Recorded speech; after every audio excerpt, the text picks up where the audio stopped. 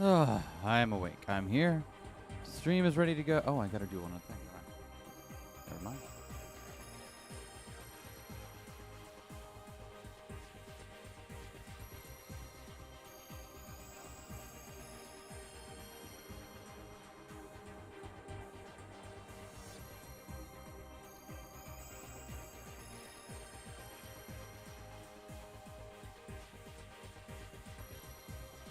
Boom. House is kept.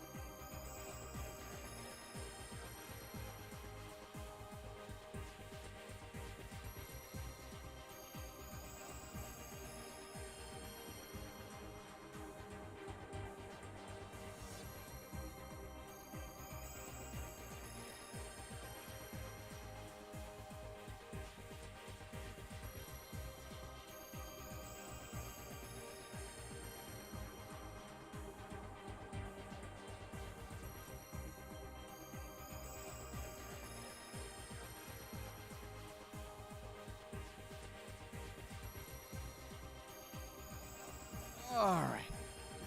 Well, I don't know about all y'all, but my clock says noon. So let's get the show on the road.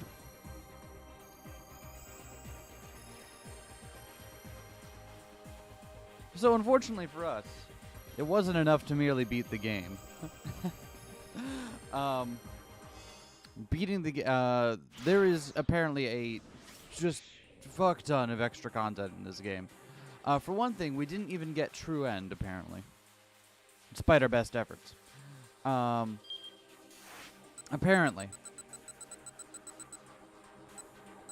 the ending we got was the white bookmark ending, I believe. And the black bookmark ending is the good end, which I think explains what was going on in Osawa's route there, how it that one seemed to kind of hit the shitter. However, we also unlocked some other stuff, like an entirely new game to play. Woo! We can't play as whoever that is.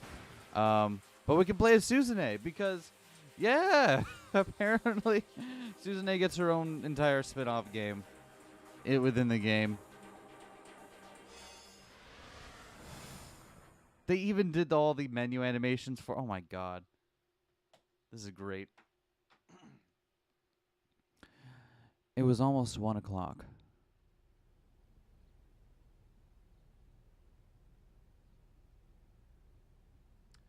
Takia Kazuma watched the orderly collect his meal tray, waiting for the door to fully close behind him before slipping out of bed. He dragged the folding chair closer to the window and sat down, then he meticulously scanned the entire length of the vast central courtyard outside. From up here, on the second floor, he had a great view of the whole open space.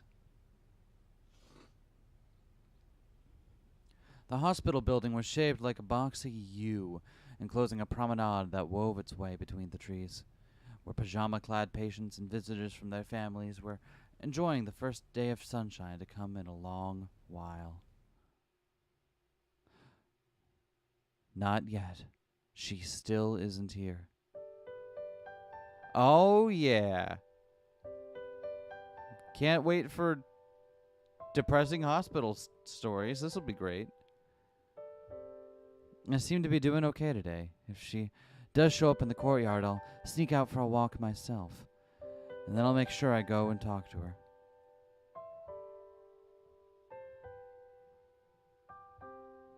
Hey, what's your name? No, I can't just up and ask her like that. Maybe I should tell her my name first. I'm Takia. Who are you? Or is it silly to tell her what my name is when she hasn't even asked? So, What's wrong with you? Classic hospital blunder. You never want to use that as an opener with someone. My dude. No, she's been here at least as long as I have. Whatever it is can't be anything small. So, yeah, no way I can open with that. That comes later.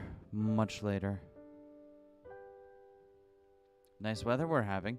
Nah, what am I, 90 years old? I need to say something, hip. You, come out here all the time, huh? No, that's terrible. I might as well say I've been watching you. She'll think I'm a stalker.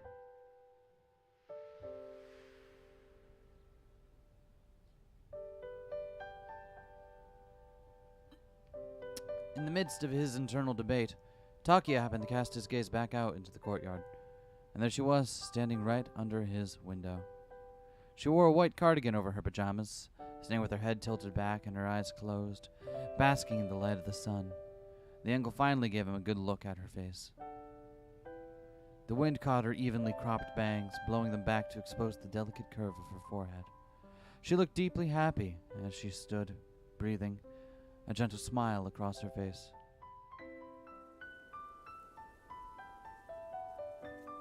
We haven't run out of FMVs yet. We're saving some of them, apparently, still. God. This game just does not stop giving, does it?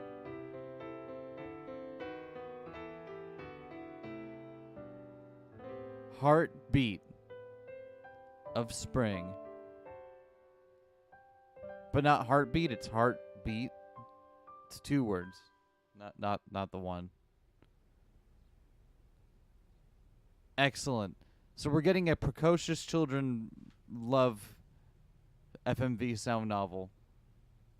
Excellent. This is exactly what I was hoping for today. Takia felt as though she were smiling at him, and it brought a tightness to his chest. He'd always thought it would make him impossibly happy were that angelic smile ever to turn his way. So why did it hurt so much instead? Turning in for Shibuya, my immediate question is, who the fuck is this? Hi, Henri. So remember Achi's sister who's still in the hospital and needs the heart? Apparently she gets her own spin-off game within the game. He saw her open her eyes back up, and he hurriedly backed away from the window. She saw me. Or did she? No, there's no way she could see me in here with the glare. But what does it even matter? I was going to talk to her anyway, right? So go on, get out there. Fighting his nerves, Takia moved back to the windowsill. She was gone. Where had she disappeared to? That is amazing. I know!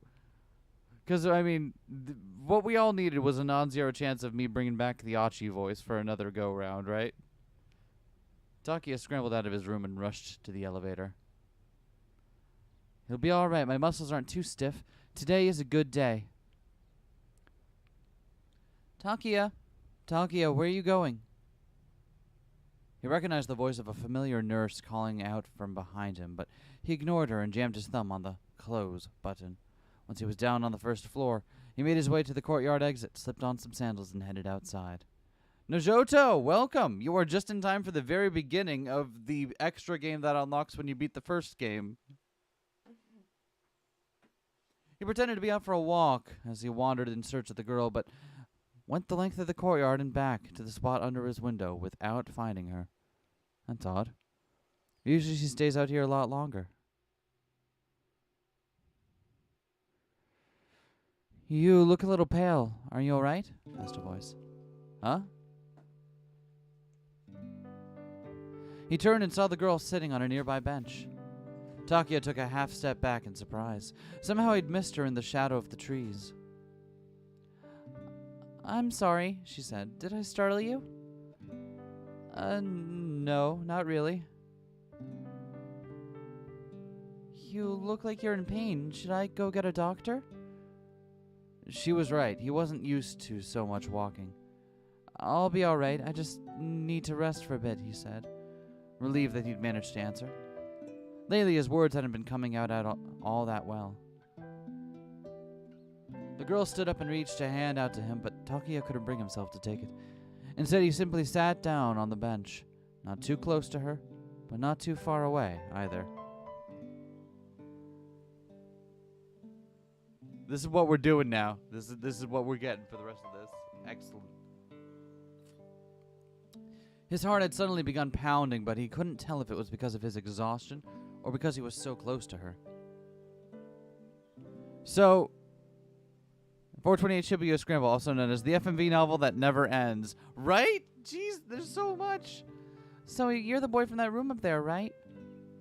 She pointed to his window on the second floor, and Takia had to stifle a gasp. A little earlier, we made eye contact, didn't we? Did we? Takia mumbled, averting his gaze. I was just spacing out, so I didn't notice. I've seen you up there from time to time. You look kind of lonely. Are you not able to leave your room much? She didn't notice that I'm always looking at her. Good. This kid right here. Yeah, I get tired real easy. I see. I'm not able to get very much exercise myself, but they told me that when I'm feeling well enough for it, I should get up and walk around a bit so my leg muscles don't get weak. You have a problem with your legs? No, with my heart. And they say the legs are like a second heart. They play an important part in blood circulation, so if my leg muscles get too weak, it's bad for my health. You know, when a racehorse breaks a leg and ends up dying? I guess it's sort of like that. That's gotta be depressing as shit to have your doctors compare you to a racehorse, but alright.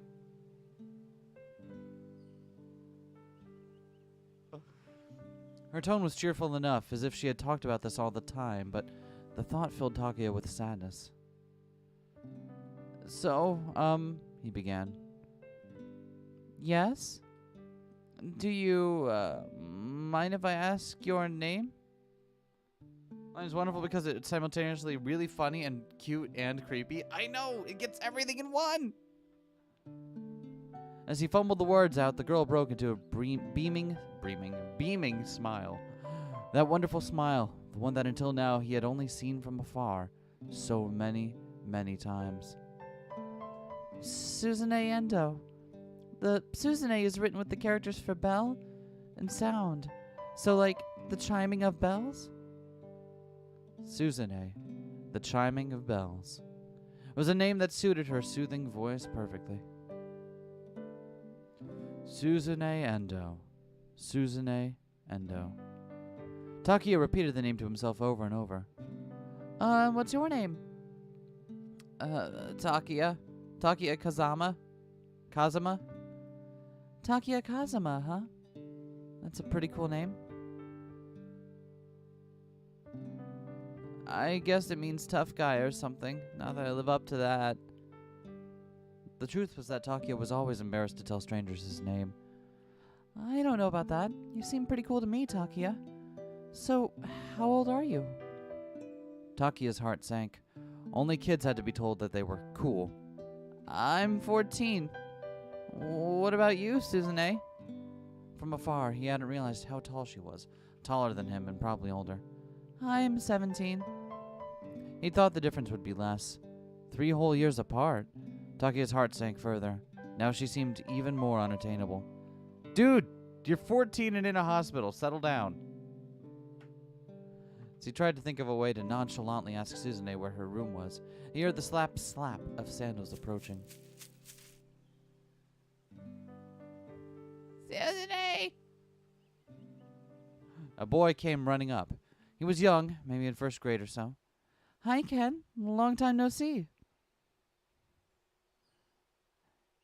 Is this your brother? Takia asked. No, he's in the room next to mine. Who's this? The boy clung possessively to Suzune's knee as he peered at Takia. This is Takia Kazama. He's a real patient like us.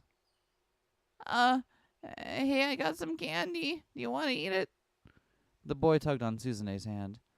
Oh, yeah? All right, then, Takia. I'll see you later. Yeah, later. You thought it was... wanted to make a featuring Suzune and that one guy from the Chaos VNs, but then I realized neither the Chaos Pro tags are called Takia, and my brain is just wired to a site. Taku... They're not? Wait, really? D- Wait, what are their names then?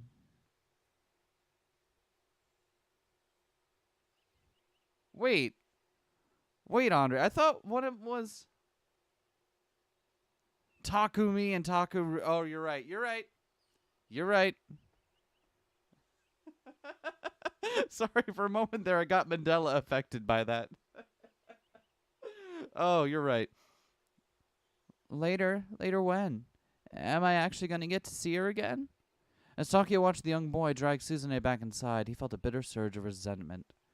He thought that he finally getting the chance to talk to her would make him feel a lot better, but instead he felt worse than he had back when all he could do was stare at her through the window. The sunlit garden suddenly struck him as cold and desolate, so he trudged back inside, his muscles faintly shuddering with each step.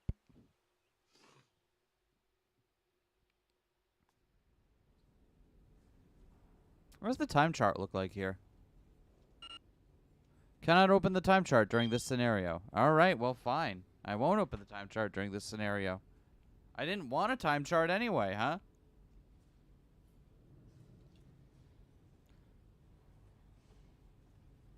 He made his way back toward the elevator to find the head nurse waiting in the corridor, glaring at him. He kept his head down and tried to slip past her, but she snapped at him as he drew near. What were you talking about with Miss Endo? Takia blushed at the idea that she'd been watching them, but he soon realized she was being serious. You shouldn't get too close to that girl. Why not? He asked. I'm giving him a squeaky 14-year-old voice because I feel like he deserves it. She may not look it, but she's seriously ill. Neither of you has the ability to fend off a major infection. We certainly don't want you to go catching anything. Okay, that's actually, like, reasonable, though, because especially if, because it sounds like then they're both immunocompromised, which, ooh. Look at it, because my first instinct was Takaru. Yeah, that's a chaos. Wait, which one was called Takaru again? God, right? I mean, like, I know part of the thing is that they're supposed to be, like, somewhat interchangeable, but, like, still. The nurse looked away as she spoke, rattling off the symptoms. Rattling off the words.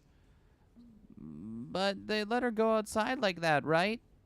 Yes, that's true, but Takia, why in the world did you go out?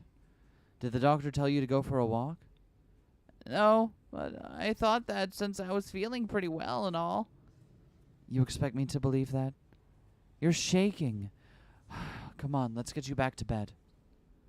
The nurse ushered Takia into the elevator and escorted him back to his room. He was actually quite exhausted, and so he quietly got back into bed. Nurse? Takia called out to her as she was leaving. Yes? Suzune, Miss Endo, I mean. She's got a bad heart, doesn't she? Did she tell you that? For whatever reason, the head nurse seemed quite shocked that Suzune had shared this information. Yeah, what is she sick with? It's something very serious, and that's why you ought to leave her alone. But she's going to get better, right? Takia regretted the question the instant he asked it. The nurse's grim expression was the answer enough. You're literally Taku instead of Takia. The Takus are just blurring together. Oh my god! They're coming! A sweet and cheerful girl like that had an incurable illness? For a while, Takia couldn't even believe it. After the nurse had left, he stared at the closed door in a daze.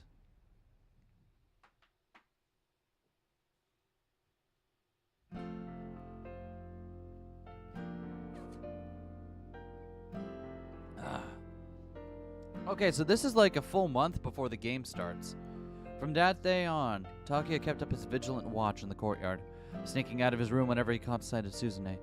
And bit by bit, the two of them began talking more. Sometimes she'd come out 2 days in a row, and sometimes she wouldn't see her for nearly a week at a time.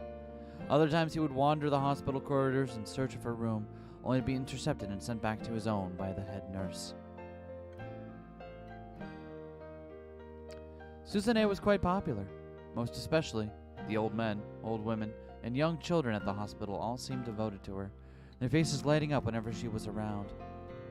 Hey, me, Badada. Good times on us. You have a very cheery story today. Oh, yeah!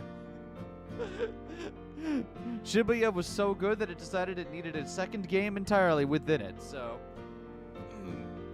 She was kind enough to listen to all their crumbling or trifling conversations.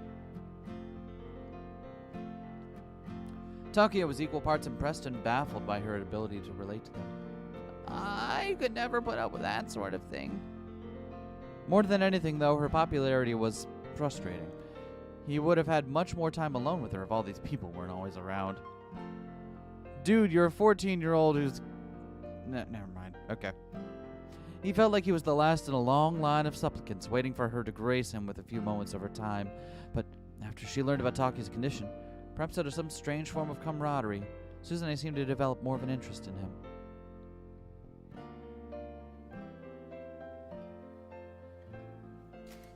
Wilson's disease, also known as hepatolenticular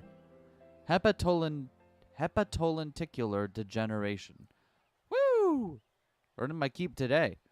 A congenital abnormality of the liver cells in which the cell's ability to eliminate excess copper from the body is impaired, leading to copper accumulation in the liver, basal ganglia, corneas, and kidneys. The disease can cause difficulties with movement and neurological problems and often leads to further complications such as acute hepatitis and cirrhosis of the liver. I've never heard of that. Is it serious? Suzune's concern seemed entirely genuine. Takia generally gives might grow up to become chaos protagonist vibes, and that's both great and painful. I know. God. I can't wait till Vivian and I finally get to the point where we get to play the chaos games on the channel. It's going to be a while because we're playing all the Steins Gate games first, and we'll probably do Robotics Notes after that because Robotics Notes is a personal favorite of mine, but we're going to get there eventually. For a brief moment, Takia was almost happy about his rare and grave condition. But he couldn't say any of that, of course, and so he just nodded. Yeah, if you look, you can see my eyes kind of turned brown. Takia pointed at one of his eyes to indicate the pale brown ring in his cornea.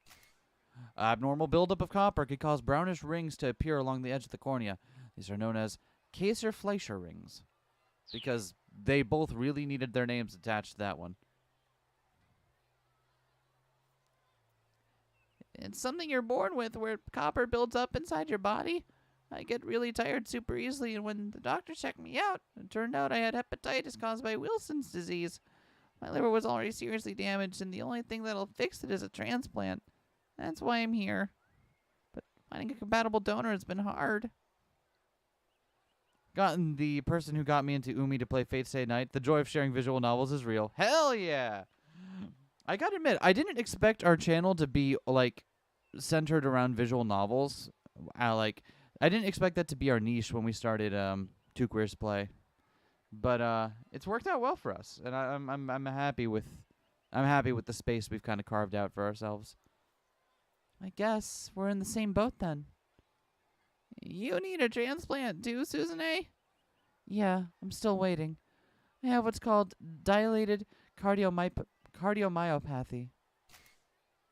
Dilated cardiomyopathy is a condition where a structural change in heart muscle cells causes the ventricle walls to become thin and distended. This decreases heart function, and as the condition progresses, it can lead to heart failure, arrhythmia, and other issues. Victims of the disease have a high probability of sudden death at a young age. Oh, wasn't done. At present, a heart transplant is the only cure for the disease. They've tried the other forms of treatment, like limiting food and... They've tried other forms of treatment, like limiting food and water intake for long periods, putting in an implanted defibrillator, and other things. An implanted defibrillator is a device implanted within the body that delivers an electrical shock to the heart that has gone into cardiac arrest due to arrhythmia caused by ventricular fibrillation or ventricular tachycardia. Oh, I'm earning my... Ugh. Gotta earn that keep, right? Woo! These implants are an effective defense against cardiac arrest, but when triggered, they can also cause intense pain in some patients due to the electrical energy involved. But it looks like a transplant is the only real solution. Is this a med school visual novel? Med school, the visual novel now?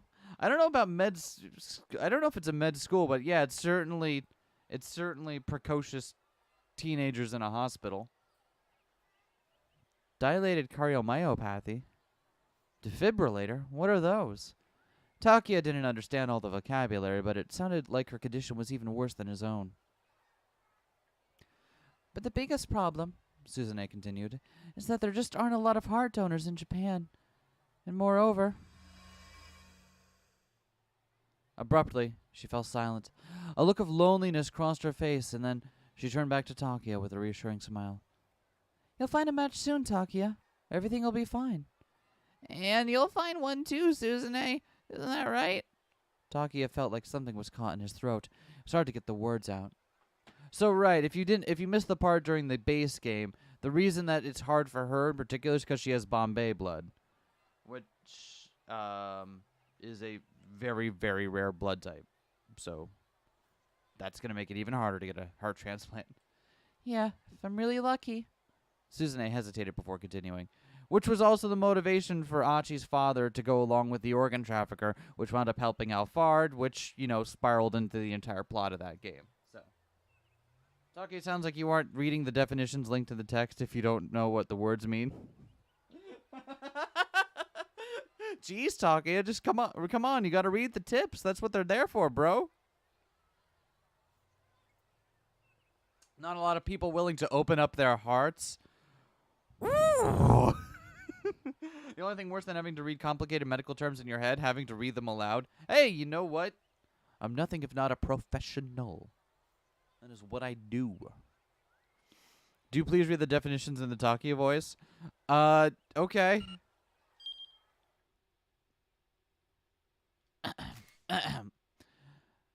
Dilated cardiomyopathy is a condition where structural change in the heart muscle cells causes the ventricle walls to become thin and distended.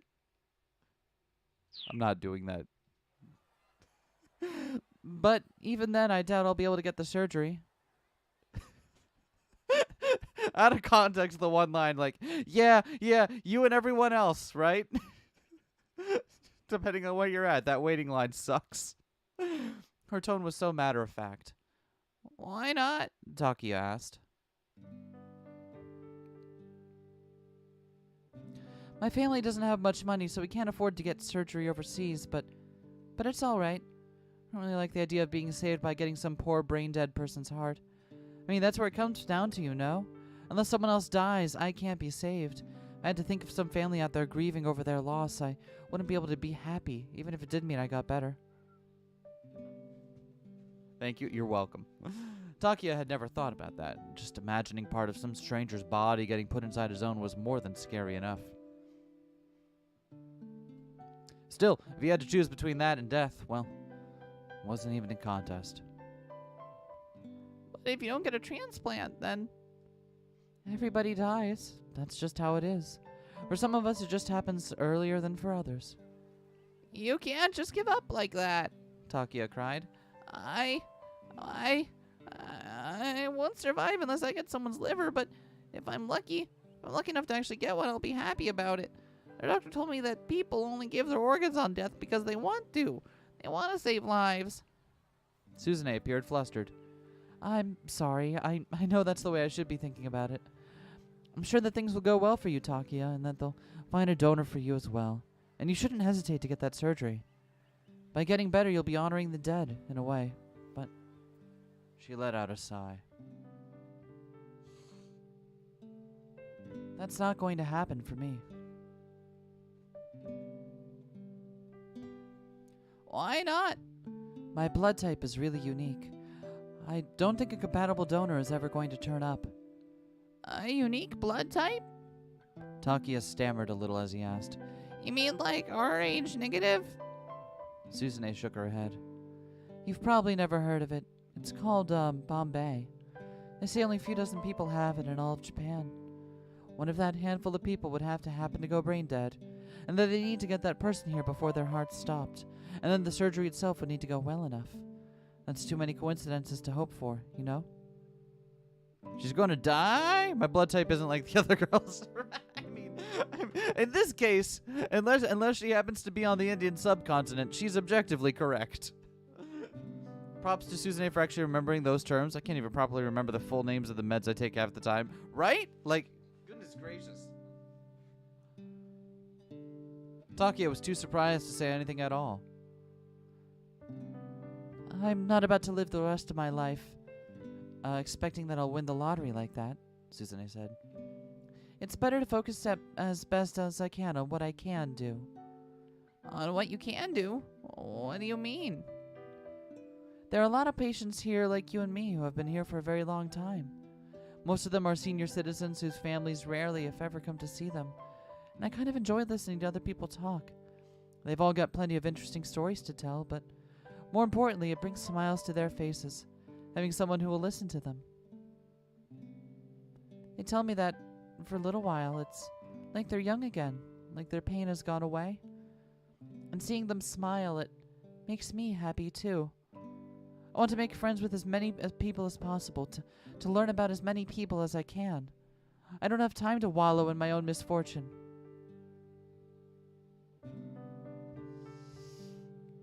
Takia had assumed that, unlike himself, Susanne was as cheerful as she seemed to be because she had the hope that she'd get better. He had been suffering through his own illness, and he thought day in and day out about how unlucky he was to have been born with it. Though he hated to admit it, he had long since discarded any hope that they'd find a donor and give him a successful transplant.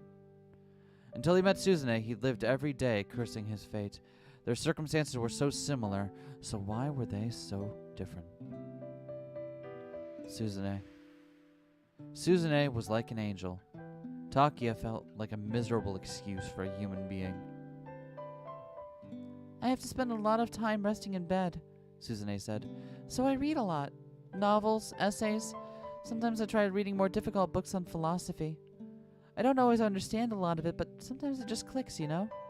And I read high school textbooks sometimes, too. Well, except for math, I've given up on that. Turns out, actually, fuck math. Takia didn't like reading.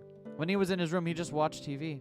A lot of the time, the only shows that were on were garbage, and he knew they were garbage while he was watching them, but there wasn't anything else that caught his interest. Math blows. So, I have a degree in mathematics, and I love it.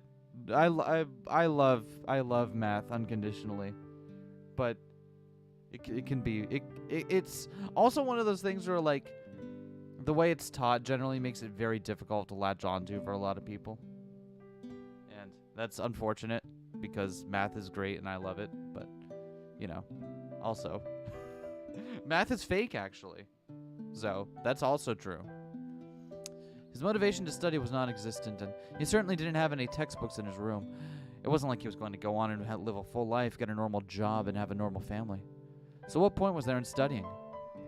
That's what he had always thought, at least. It sticks in my head for the unit, and then you forget it. I can see that. Am I just wrong?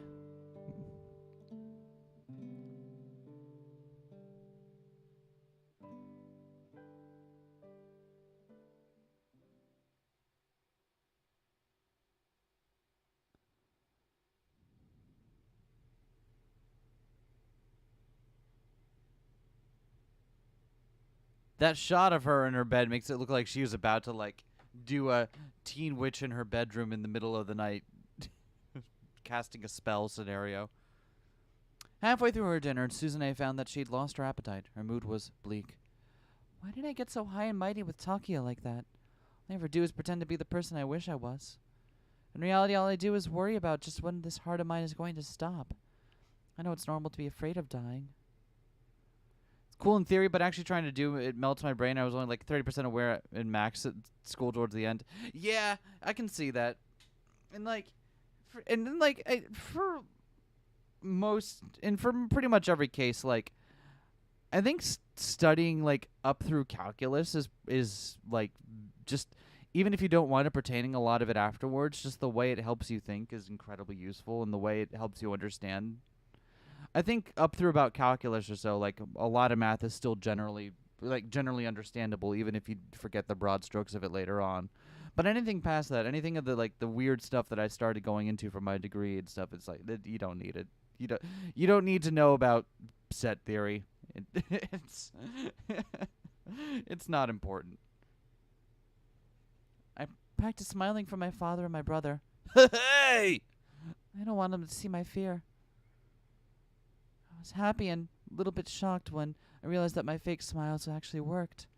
My smiles might have been forced, but the ones I got from those old men and women and all the little kids, those were real. Oh, hey, Susanne. Hello, young lady. Everyone's always so happy to see me.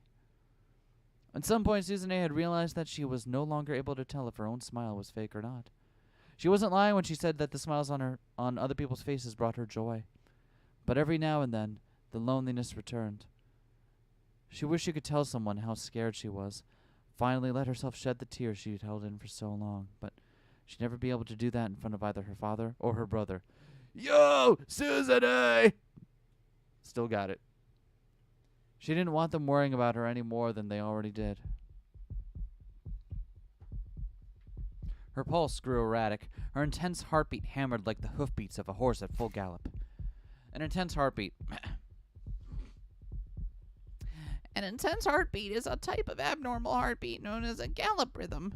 Instead of the normal 2-beat lub-dub rhythm of a healthy heart, it consists of 3 beats resembling the sound of a galloping horse. An indication of potential heart failure. Oh no! A sensation she'd known since childhood. You would expect me to try. I got you. Sections of GB and I'm a Strange Loop going into math are definitely the hardest to get for me, but at least they have a lot of surrounding context that helps. Oh yeah. Like, you don't need like a really deep understanding to get at the stuff in GEB. I haven't read I'm a Strange Loop, but at least GEB is hard to understand, but for other reasons. I feel like GEB is hard to understand because because in getting to his point, he goes through so many vast exemplary things that in reading it the first time, it's very easy to kind of lose track of the plot and like kind of lose focus on where exactly this is all leading to. It's still an overwhelming experience. Like, holy shit, I love that book. But I remember it took me a few times reading it to kind of like fully internalize what it is he was trying to say. Then she felt an intensely painful electrical shock course through her. Her implanted defibrillator had activated. Should finish reading Flatland sometime. Flatland is like, it's not like, Flatland is like thinner than my thumb. Like, both books of Flatland are so short. I mean, I don't know what else there is to really get out of it, right? But it's a cute little thought experiment. I if nothing else, I find Flatland very interesting as a it's very illustrative, right, of the issues of trying to explain higher dimensions to someone living within that dimension. And that certainly is useful. After suffering through the pain for about 10 seconds, she felt her heartbeat stabilize. I'm all right. My heart is still pumping. Halfway through, I'm a Strange Loop, taking a lot longer than I wanted because of stuff, even though I'd finally find it really fascinating. Oh yeah, I'm sure it is. Like, I've read some other of Hofstadter's essays and stuff, and like, yeah, fascinating fucking author, and like his, and the idea behind a Strange Loop, right, is so fascinating to me, and like it's. Even if I don't necessarily fully agree with it, it's certainly informed a lot of like how I think about things going, like how I think about the nature of personhood and what makes a self and that philosophical stuff. The guy invents color and then it gets banned? What? Wait, what? What? Despite her relief, it was impossible not to think about how her time was drawing even closer. If you're in pain, just say so. It's okay to admit it. Oh, whoops, that's not Dakia. At the start, Susanne looked up and saw a nurse in her doorway. She hadn't even noticed the door opening. Was it time to have her temperature taken again? She hurriedly put on the mask of a smile. Huh? Oh, no, I'm okay. It's all calmed down now. Your illness isn't the problem. Hiding it is. If you need a little comfort, just ask. Flatland, some guy discovers color and starts painting people and then gets banned because it enables fraud. God, I do not remember anything about that book, do I? I thought it was just about some dude trying to show a 2D friend about, like, what the third dimension is like. Man, that book got weird. Susanne was at a loss for words. It was dark outside, and with the lights in her room turned off, she couldn't get a good look at the nurse's face. The woman was tall and slender, and had a rather nice build. Was there a nurse like that on staff in this ward? She couldn't remember. What are you talking about? Susanne felt her smile warp as she struggled to conceal a sudden upwelling of sorrow. You're facing your condition like an adult, but from your father's perspective, you're still his little girl. It's completely natural for your family to worry about you. This person knows who I am. I'm not sure how, but she knows everything. I mean, she works in a hospital. Susanne let her mask fall. She looked down at her hands, balled tightly into fists, and she let the tears come. I want to be a strong person, but I can't do it. Everyone tells me what a strong and cheerful girl I am, but it's all a lie. The words spilled out of her as her emotions came rushing to the surface. I'm afraid of dying. I'm afraid of getting surgery, and I'm even afraid to go on living. What scares me more than anything is when night comes. I'm afraid every time I go to sleep that I might not wake up again. That if I kept pretending I wasn't scared, that eventually I'd be able to fool myself. But that didn't happen. I'm the only one I can't fool. Hofstadter is really good at actually making things understandable, right? Like, at least in like a smaller scope, he's very good at patiently like walking through things in a way that's very accessible. Again, larger scope, it's easy to get lost in the weeds and miss the forest for the trees, you know? But yeah, absolutely. I think you're plenty strong. Huh? Everyone's afraid of death. That's why they try their hardest to look away from it. That's why they try to forget during the day-to-day that it's coming. But you face it every day. You face it head on. You're a stronger girl than you think. Everyone else probably underestimates your strength. The nurse's voice was smooth and soft. Her words flowed over Susanne, washing away her darker emotions. That's why you shouldn't push yourself so hard. If you keep trying to face all your fears by yourself, then one day you might break. It's okay to let it out every now and then. Vent your frustrations. You're fighting so hard every day, there's nothing wrong with asking for a little help. The nurse sat down on the bed and began to gently stroke Susanne's hair. If you're ever afraid to go to sleep, call for me any time. I'm always here for you. I'll watch until you wake up in the morning. That should help, yes? I couldn't ask you that, is what Susanne had meant to say. But the comforting warmth that enveloped her stopped the words, carrying her gently toward sleep. It was a feeling she'd nearly forgotten, like something from very long ago. But from when, exactly?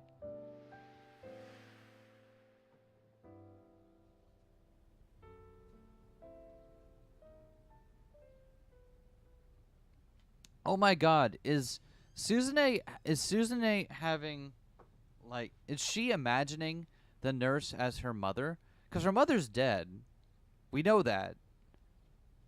What was it, Kotane, right? She's not in the picture anymore. So is she like kind of imagining her mother as a nurse to help her get to sleep? Which, I mean, yeah, sure, you're 17 and you have a life-threatening illness and you don't know if you're going to wake up tomorrow. Sure, if that helps you cope, then yes, go for it, please. When Susanne awoke the next morning, the nurse was gone, but she did not despair. If she ever needed her, their nurse would be there for her again. Yeah, okay, yeah, absolutely. Of that, she was sure. Sorry, I've been playing too many games lately where this is where they try to pull this one, so it's I'm kind of hyper aware of it now before it happens. Mild spoilers if you can figure out the other game we're playing at the moment. Good morning, Miss Good morning, Miss Endo. The nurse who came to take her temperature was the usual one, not the one who'd been there in the night. Good morning. A natural smile came to Susanne's face. She felt deeply grateful that she'd gotten to live to see another day.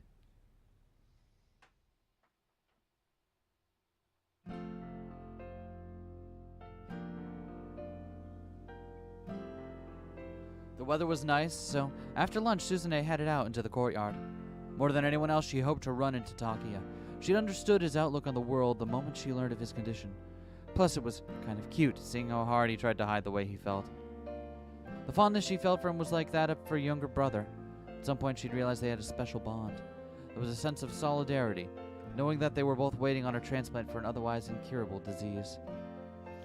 She wanted to say that the things she'd told him that day before, that was just her searching for an ideal, something to live up to. She wasn't philosophical. She wasn't enlightened. She just wanted to be honest about how hard it was every day. Surely he would understand. But Suzune didn't see Takia in the courtyard that afternoon. She made small talk with several other patients like she usually did, and then headed back to her room. Takia didn't turn up the next day either, nor the day after that. She would look up at his window from the courtyard, but she never saw him. Where was he? Had his condition taken a turn for the worse? Was he no longer well enough to go outside? Suzune had never been to the second floor where his room was, but she knew the first floor well enough that she could guess the layout well enough to avoid getting lost. With that in mind, she decided to pay Takia a visit. Takia, you left. Got him. She went up to the second floor, walking slowly as she eyed the nameplates for the rooms along the courtyard side. There, right about where she expected it to be, she found Takia Kazama. She'd been afraid that his nameplate had been removed. If it hadn't been there, that would have meant he'd been discharged, that his room had been swapped for some reason, or else. As Suzune was about to knock, a voice called out from behind her. Miss Endo? She turned around to see an unfamiliar nurse standing there. Perhaps she was in charge of the ward or had seen Suzune walking around before, and that was how she knew her name. Yes, Suzune asked. Were you looking for Takia? Yeah. I hadn't seen him in a while, so I was wondering, I'm sorry. Takia wants to get out more than he does, but honestly, he's not in any shape to be moving around much. We're worried about infection as well, so we've limited his visitors. You probably shouldn't be wandering this far yourself. The nurse pointedly pulled the sliding door to Takia's room closed. If I could just see him real quick. No, the nurse snapped, then hurriedly cleared her throat and spoke more softly. You wouldn't want his condition to get worse, would you?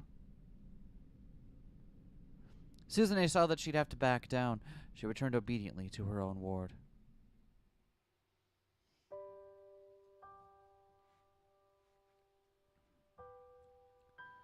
But she had a hard time accepting the fact that she couldn't visit Takia. Does that nurse have some kind of grudge against me? Not only does she know my name and know about my condition, she must also know that I've been talking with Takia in the courtyard. Throw rocks at his window during the night and have him sneak out. There you go. Does she think I'm the reason his condition has gotten worse? Suzune knew that his health wasn't as good as he might have claimed, and she felt a little guilty that she hadn't been as considerate as she perhaps should have. Stand outside underneath this thing with the boombox. There you go. After that, whenever Suzune went out for a walk, she made a point of swinging by Takia's room, asking several nurses and doctors about his condition. They would always say he was doing fine, but staunchly refused to let her see him. Is he maybe already? Suzune couldn't help but imagine the worst. Is everyone just working together to keep me in the dark? But why would they do that? Do they think I'm his girlfriend, and they're trying to keep me from the shock of finding out or something? No, that was ridiculous. Besides, this was a hospital. Suzune knew full well they didn't have the time to put on some weird piece of theater after a patient has passed away. There must be some other reason. Some reason they don't want us to see each other. Has he been comatose? Has he gone comatose or something? Is that what's up? Willing to do whatever she could to discover that reason, Suzune tried changing the time of day she stopped by Takia's room. Maybe if nobody was watching, she'd be able to sneak a peek inside. If someone happened to be coming or going, she might even be able to get a look at his face. But Suzune never imagined the way she'd finally wind up seeing him again. On that day, she'd been hiding behind one of the heated medical carts used for delivering dinner to the patients. She followed the orderlies as they brought the cart forward, toward Takia's room. They'd have to open his door in order to bring his tray inside.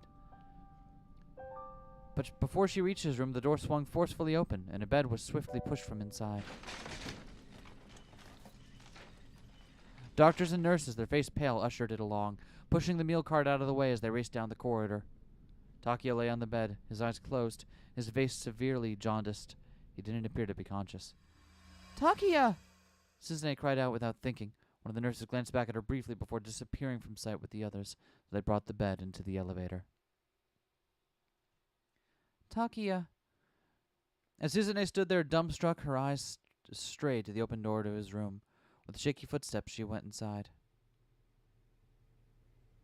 Takia's room was largely the same as her own. There was a locker by the entrance, along with a small refrigerator.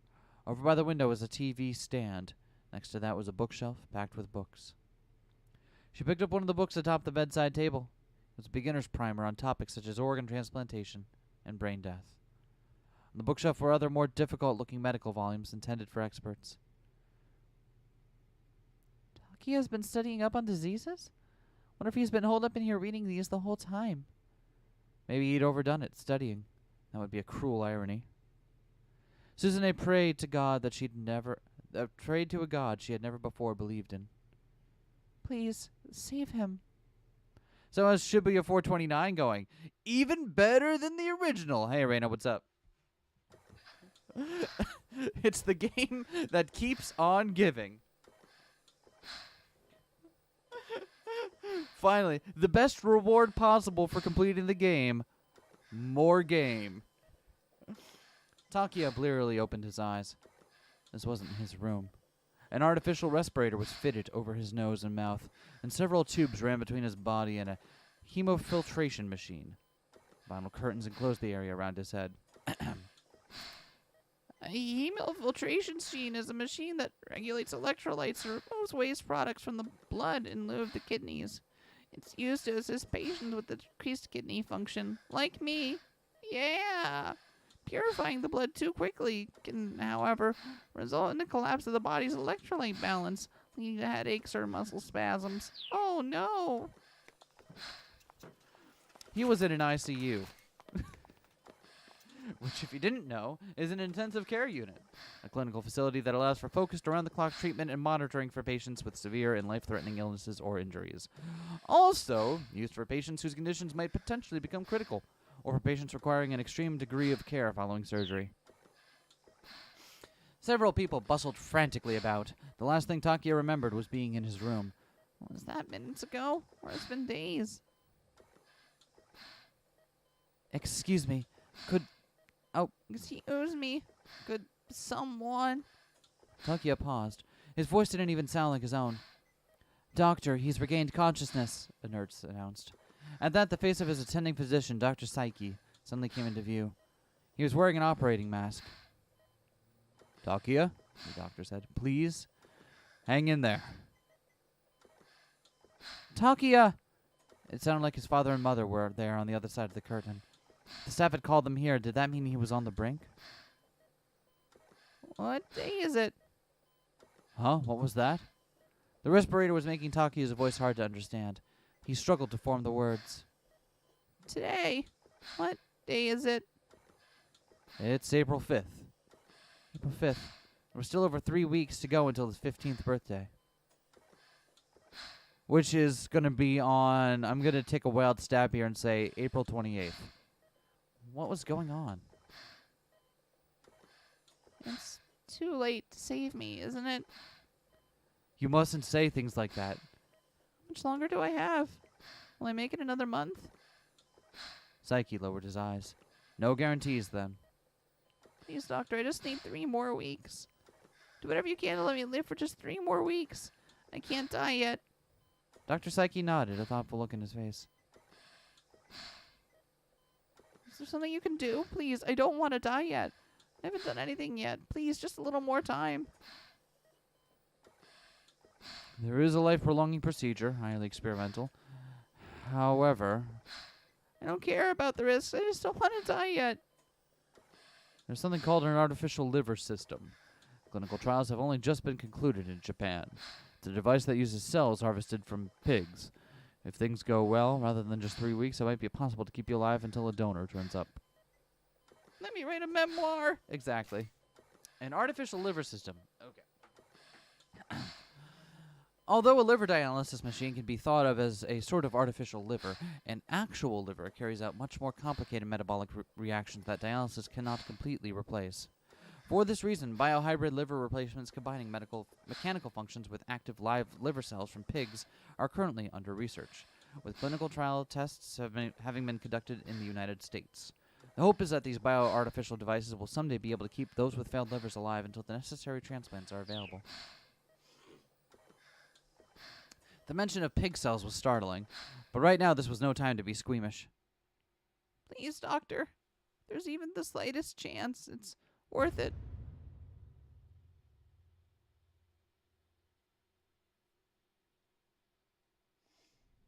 It's highly experimental. Takia. Oh, like the nanomachines? Right? Like, I feel like we're overlooking the fact that this is a setting with nanomachines in it, right?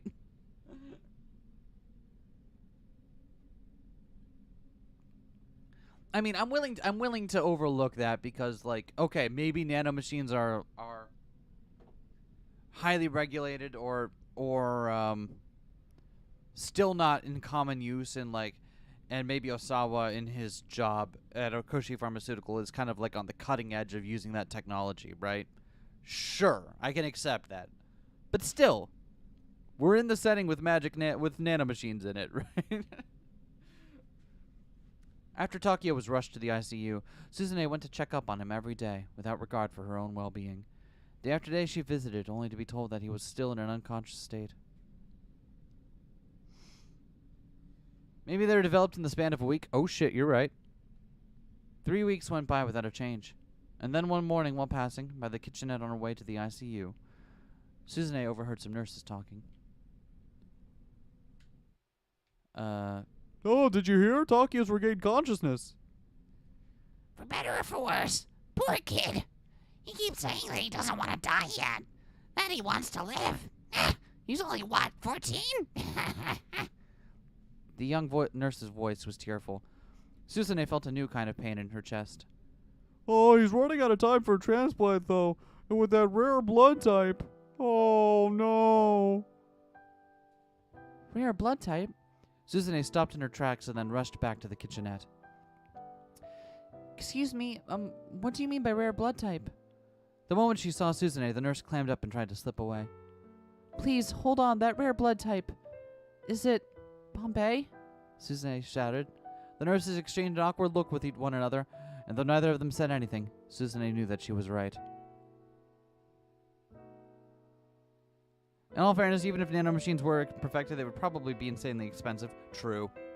Takia has Bombay blood, too. This was a hospital with high-end facilities that drew patients with incurable diseases from all over the country, so maybe it wasn't such a remarkable coincidence. Transfusions for rare blood types such as Bombay were difficult to come by at regional hospitals. There were some advantages to having another such patient on hand nearby.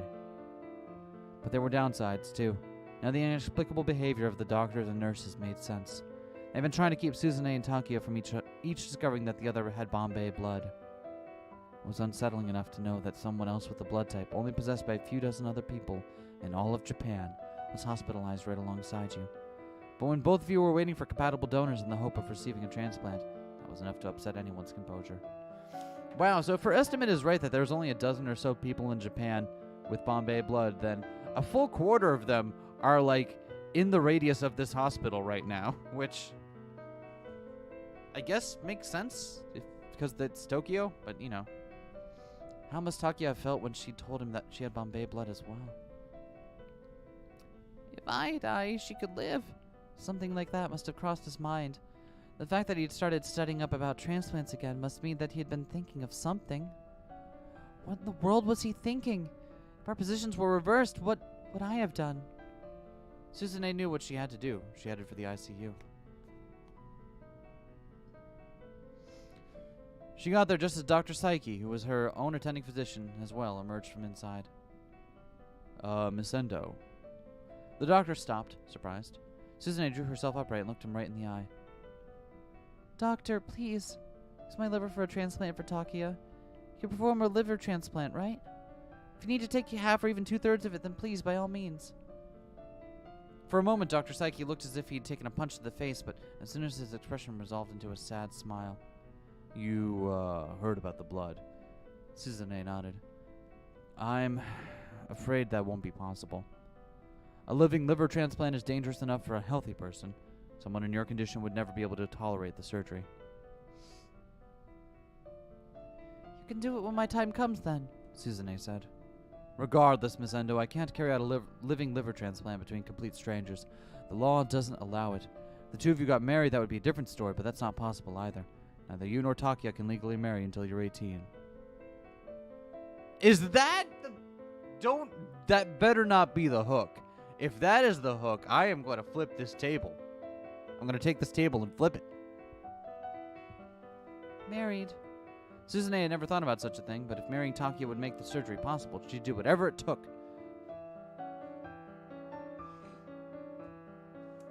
Classy. Classy. But apparently the law wasn't going to allow for that either. For very good reasons! I don't care what the law says. If I'm the only person who can save Takia, then please take my liver. Doctor, please. I'm afraid what you're asking simply can't be done. You need to focus on your own condition and on getting better yourself. I'm beyond saving anyway, though, right? So please, I'm begging you. Takia needs... Suzune grabbed the hold of the doctor's gown, pleading. A sharp pain shot through her chest. The galloping heartbeat was back. No, her pulse had never been quite this erratic before. Her mouth opened and closed reflexively, and she was unable to breathe. Doctor, please. An electrical shock went through her from the implanted defibrillator. The world faded as she slowly collapsed to the floor.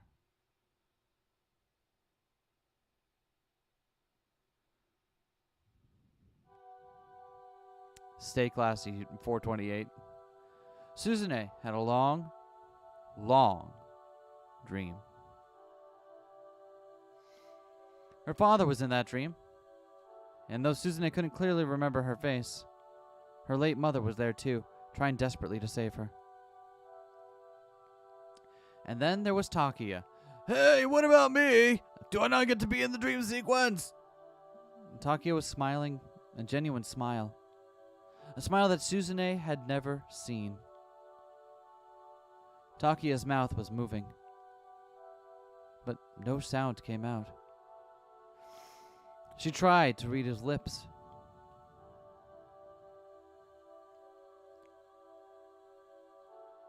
Thank you. Thank you. Wait, what do you mean?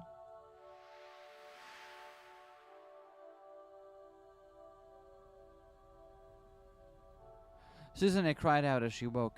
She was staring up at a familiar ceiling. She was back in her own room. She spotted her older brother, Achi, sleeping in a folding chair nearby. Hey, that's me! I guess we can't jump to Achi route.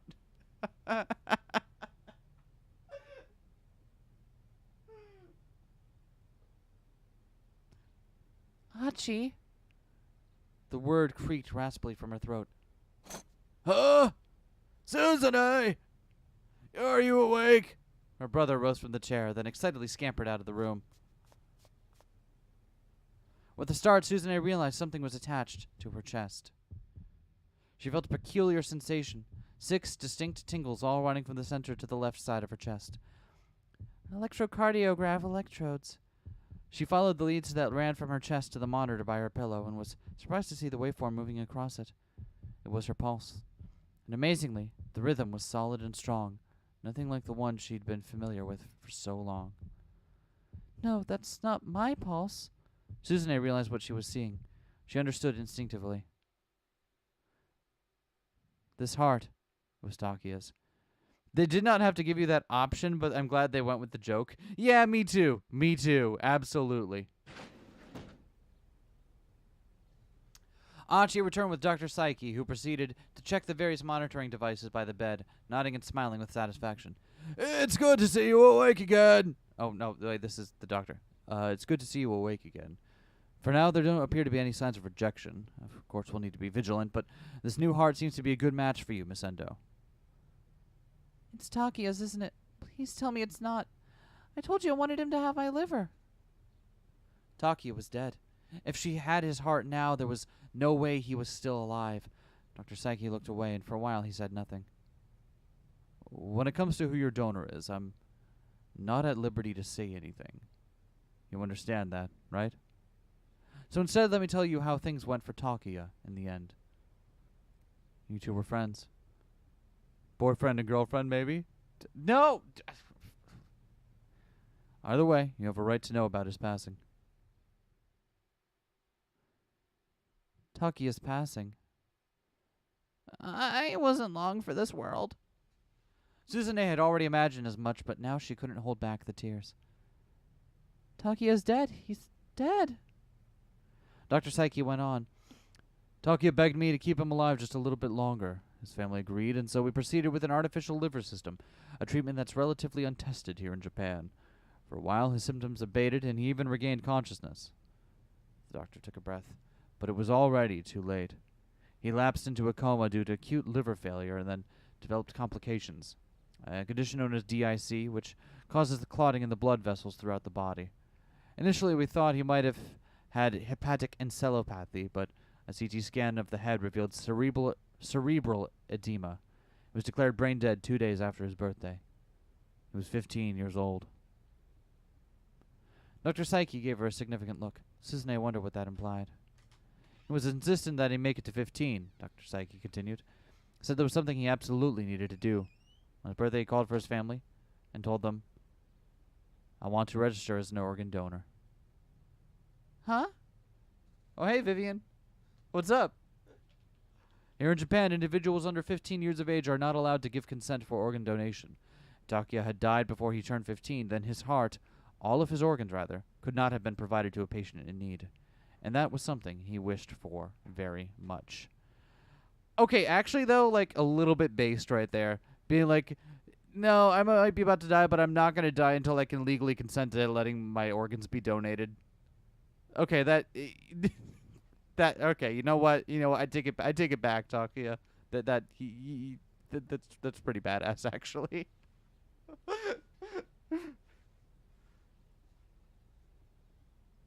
Takia had been reading up and studying, and he learned that he needed to survive until he had turned 15, and he asked for life-prolonging measures to be taken.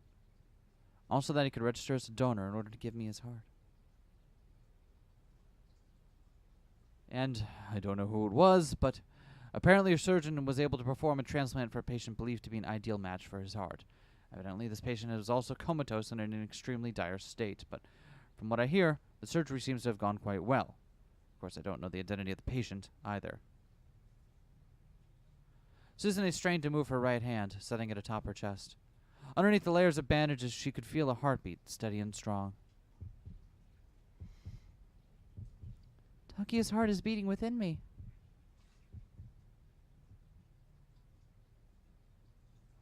He left a letter for you. I haven't looked at what's inside, so I'm not sure what it says. Dr. Psyche set a white envelope down on the bedside table and then left the room.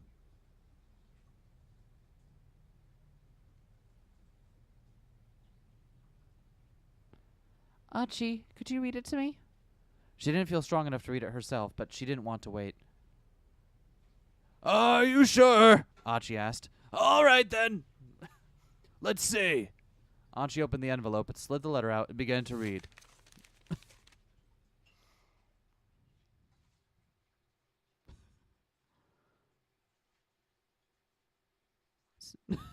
Is Achi going to do a talking impression? What would an Achi do? So, if you're reading this letter, that means everything has gone well. Congratulations. Oh, no, God, that's awful. Everything about that makes my...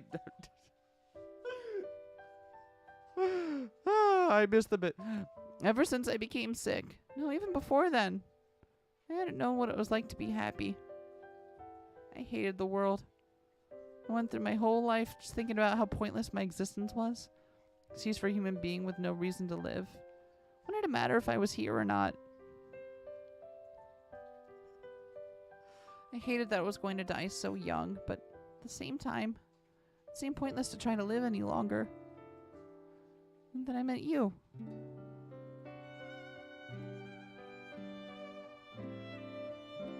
I fell in love with you.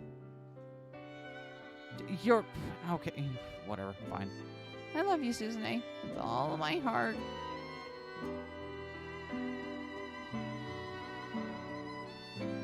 With you in this world, I wanted to go on living a little longer, because living would actually have some meaning.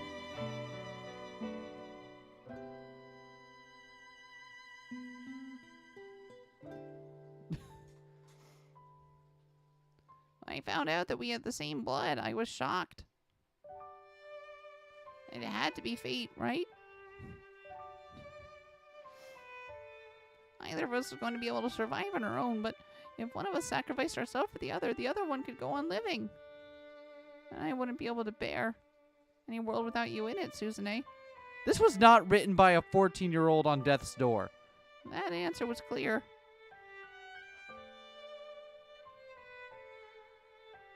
I want you to have my heart, Susan. It's the best possible thing for both of us. You're probably a little sad. Knowing that I'm gone now, I'll be happy that's the case. But will you please be happy for me now that my heart is inside you? That would make me even happier. I don't know why I phrased it that way. That's really weird. Happier than anything. Thank you so much for taking my heart. I'll beat for you as hard as I can. I hope. Taking his heart? Is that a Persona 5 reference? Do-do-do-do-do-do-do-do-do. Wish I could have talked more. If it only had been possible, I would have liked to have gone somewhere with you, but it's okay. I get to be with you forever. Makes me happy so my heart is happy, right? I won't be lonely anymore. Goodbye. I'm looking forward to our future together. Why do you have to be so fucking creepy about it? Takia Kazuma.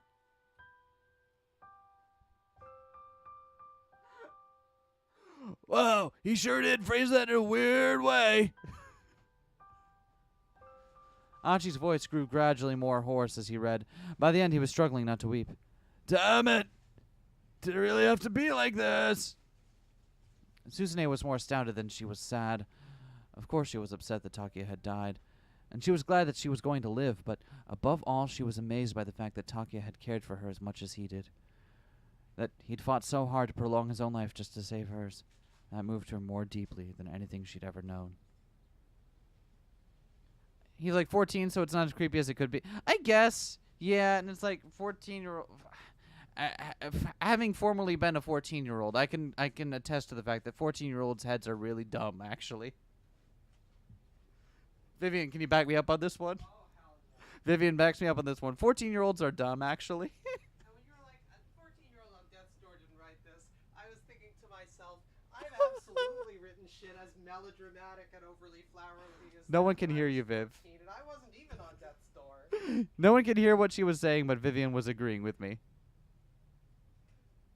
What a weird rom-com, I guess. She creepily wanted to marry a 14-year-old. He wanted to give his heart to a 17-year-old. A match made in heaven. Maybe a young crush couldn't be called real love, but that didn't make it any less pure. Looking back at 14-year-old me, Takia is perfectly well adjusted in comparison. Right? It's like... I like, for sure, I was also, like, super fucking melodramatic as a 14-year-old, but, and I say this with love, 14-year-olds are also incredibly dumb. You're 14. Like, you're barely, like, a functioning person at that point. It's, like, it's fine. I don't mean that in a mean way. It's just how it is. GG! Well, that was fast. But there was another person's story to play in this.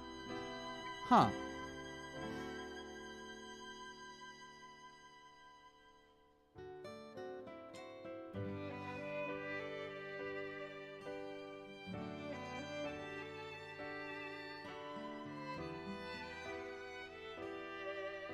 14 not too long ago, and I honestly can't remember what my brain was like. I mean, your brain is still fucking growing then, and everything feels way more intense than it actually is. It's awful. Awful. Also, I remember when I was 14, I was just starting high school at that time, and it's... also there were other extenuating circumstances on top of that, but yeah, it just in general, it's... Ugh. If Takia was a chaos protagonist, I don't want to know what Vivian would have been a protagonist of 14, and I'm afraid of the answer. Right? You don't want to know what Vivian you would have been a protagonist of at 14? Alright, so I'm going to need the fanfiction of Takia from 428 Should Be a Scramble as the protagonist of a chaos semicolon visual novel.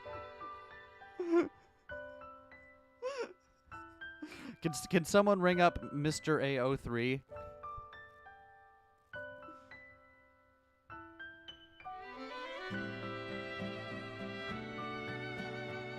Also, notice how Achi only appeared in 2 of those stills?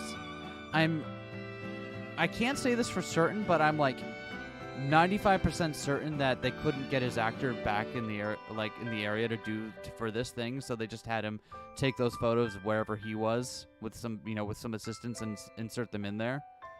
Because if you have the actor on hand, why wouldn't you have gotten like a shot of both him and Suzune together, right? Would have been a comic relief idiot child character. Yeah, I mean, absolutely.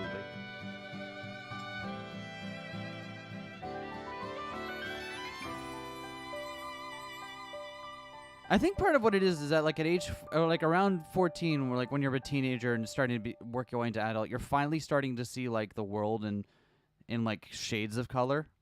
You know, if that makes sense. Like suddenly you're noticing all of the subtleties and like the depth to things that that have been explained to you in very stark terms when you were growing up, and confronting all that for the first time suddenly changes so much about how you perceive things. At least that's my armchair thought on the matter. Huh.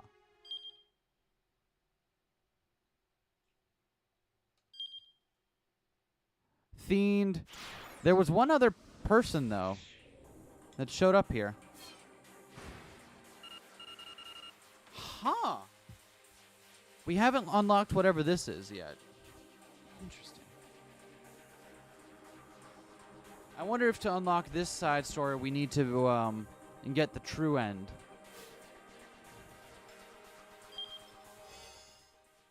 Regardless. Oh, we're all the way back here. Okay.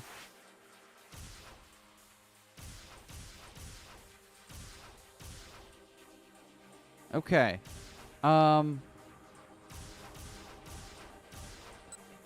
Regardless. There's one thing I was... Worst part is what Vivian 14-year-old me would be a prototype of. My first thought was, less messed up Supahibi, and I hate it. I do not know what that one is. I do? Oh, that's the name of Wonderful Everyday! Oh. I didn't know what that was in translation. I'm only familiar with the German title. the German subtitle.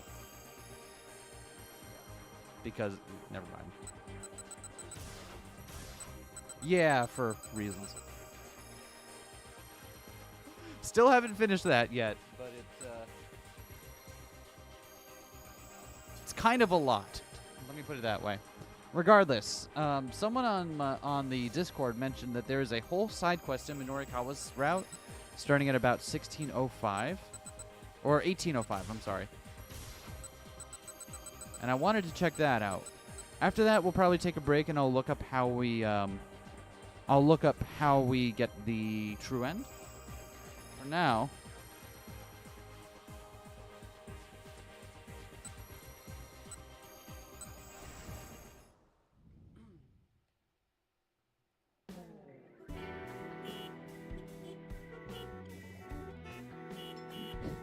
So apparently, there's a whole side quest that unlocks here if you just say, take us to the labyrinth in Ura Harajuku. The labyrinth. The labyrinth is a complex series of passageways designed to be difficult or confusing to navigate. A maze. It will indeed be quite easy to get lost or disoriented in the place where Minorikawa is going, and where you're going too. But any maze can be solved with enough effort. All you need is perseverance and wit, though taking frequent notes wouldn't hurt either. Best of luck! All right. I don't know about y'all, but I am going to get my notepad out.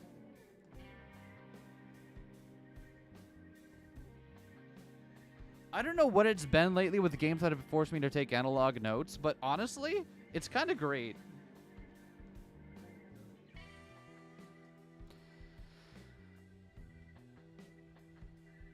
The thing I hate even more is that if I asked what VN would I be current me be the protag of, I feel like most of the time the answer is still less messed up Subahibi, but in a different way. Oh god.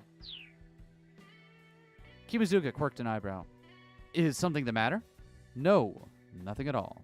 Hurry up and get in. When the game tells you to take notes, right? As soon as Minorikawa and the others had climbed into the cab, Kimizuka tore off through Shibuya's network of narrow side streets. The passengers in the back seat jostled roughly back and forth to the sound of screeching tires. This is altogether far too excessive, Katayama murmured, wincing as his head bounced repeatedly against the window. To think we allow such inconsiderate driving here in this country. Chiaki, meanwhile, had opened up her laptop and was somehow working furiously to finish her copy. The sound of her fingers clicking across the keys echoed within the vehicle. How is it going, Chiaki? Minorikawa asked. Just a little more. Her eyes were glued to her monitor, her face all seriousness. Kimizuka glanced over at Minorikawa. If I may ask, sir, what business do you have at this labyrinth? Just a little interview. I hear a local gang called SOS uses the place of their big hangout. You're interviewing SOS? Sir, I feel it might be best not to get too involved with that lot. There was something about the driver's warning that seemed a little off. Do your taxi driver connections tell you what SOS is up to? Minorikawa asked. Originally, there was something of a vigilante corps in the name of keeping the neighborhood clean and safe, but lately I hear nothing but bad things about them. Those loan sharks had said something very similar. Minorikawa reminded himself that he better be on his guard. Katayama chimed in. And just how do you plan to go about interviewing a gang like this? That is nothing for you to worry about. I have a plan. Oh, and just what exactly is this plan of yours? It's a secret. Katayama gave him a derisive grin. Clearly he wasn't impressed. Minorikawa turned back to look at Chiaki. She appeared too engrossed in her copy to even hear the conversation. I realize this will work, Kimizuka said worriedly. But do you really need to take such risks? Yes, I do. Minorikawa thought back to that look on Toyama's face. That look when he'd finally regained his confidence. He couldn't let Heaven Publishing go under. Toyama provided the canvas on which Minorikawa shared his art with the world. Thinking about it now, Minorikawa realized he'd always been chasing Toyama's shadow. It was galling to admit that man had been the ideal Minorikawa strove to live up to. That was why he'd hated seeing Toyama reduced to such a pathetic state. He wanted Toyama to remain indomitable, to keep busting down any and all obstacles in his own peculiar way. Still, Minorikawa wasn't about to voice these feelings aloud. He felt more than a little embarrassed to be taking it all so personally. When you take on a job, you give it 100% every time. That is what makes you a professional, he said. Wouldn't you agree? I do indeed, Katayama chimed in. But you'll have to demonstrate that 100% of the limited time you have left. Which, by the way, is 51 minutes and 30 seconds. And I will not budge in the slightest on that submission deadline. Please do keep it in mind. The man took another look at his watch. I've got half a mind to break that thing, Minorikawa told him. Breaking my watch will not stop the flow of time. Minorikawa shot him a furious glare, but Katayama's composure was unwavering. Apparently, he had not played the documentary series Steins Gate. The guy was unflappable. The only way Minorikawa was going to be able to put him in his place was to meet his damn deadline. Easier said than done, though. He'd want to use 30 of the 51 minutes. He still had to write his article. That left him only 20 or so to get the material. Kimizuka suddenly slammed on the brakes, and the cab skidded to a halt. Minorikawa stared through the windshield in shock and saw a smallish, boxy minivan weaving erratically along the road. Did Katayama ever actually do anything? No, I was kind of wondering why he even showed... Like, why did he show up if he's only there to be a character so late in the game? But, yeah, I guess someone has to keep him to task, right? Don't worry, sir, the driver replied. Just leave this to me. Keeping his cool, Kimizuka dexterously steered them clear of the oncoming vehicle. As the minivan sped past, an eerily cold breeze wafted over the taxi. The heck was that? Minorikawa asked. I'm not sure, Kimizuka said. But let's hurry on our way. Nimbly manipulating the gears, Tiki stomped on the gas once more.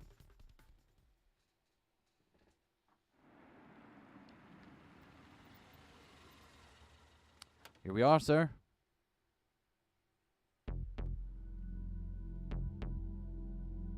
Wait.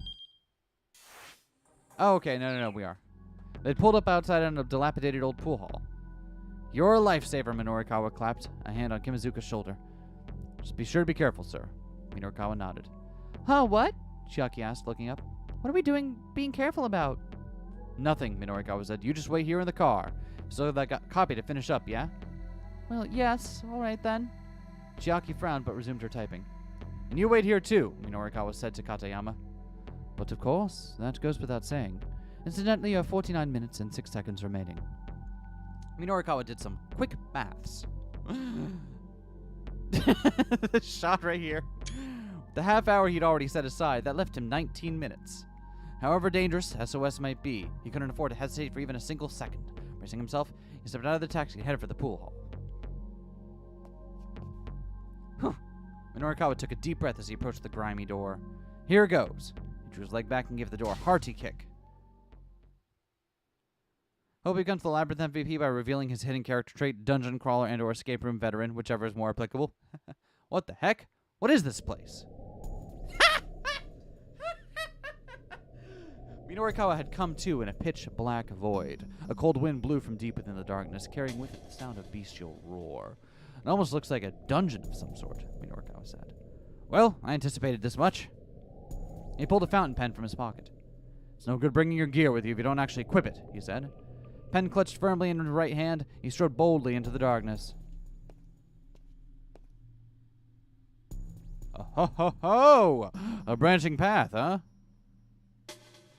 He'd been walking for some time now. Up ahead, there was a T that led both left and right. And that sign there looks pretty important. Minorikawa peered closely at the 4 lines written there. The honest one tells no lies. A liar never tells the truth. 1 is honest, 2 are liars. See if you can find what's true. All right, great. I love these logic puzzles. This is why I got my philosophy degree. Exactly for this reason and no other. Ha ha ha! Reaching out to the truth, huh? That is something I can get fired up about. Minorikawa decided to go. Well, all right.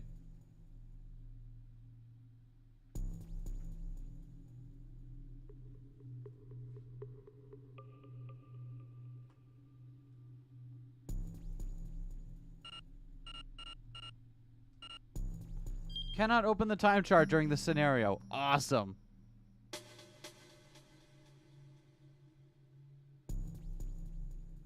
Let's go to the right.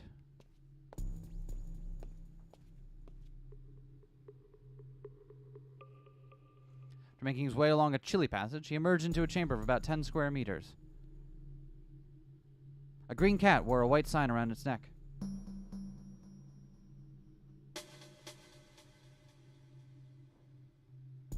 One is honest, 2 are liars, left or right. Right? Like, what kind of an option is that? I have whiskers? What is that all about?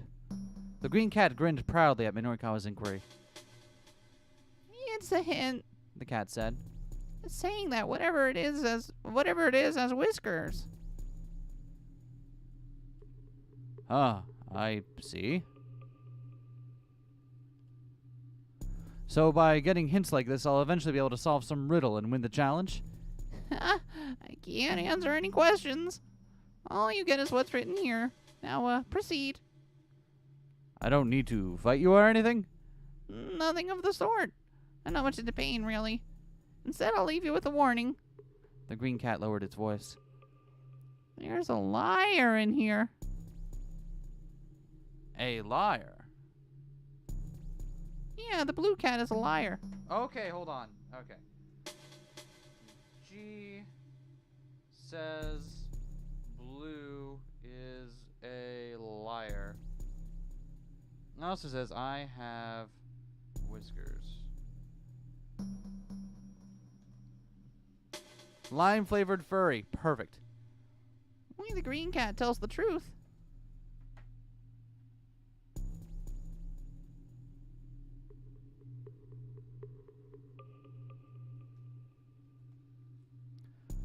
The blue cat is a liar. Keep that in mind and be on your way. You mustn't believe what the blue cat tells you. Alrighty then.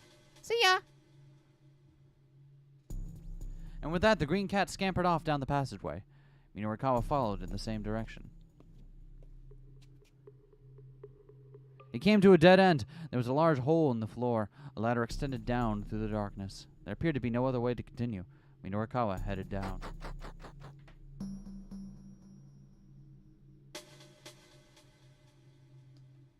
From the bottom, the long ladder, another passageway stretched out. Minorikawa squinted, but it was too dark to see how far the tunnel might go on. He could still turn back, but it wasn't the Minorikawa way to bail out after coming so far. He walked onward, never looking back.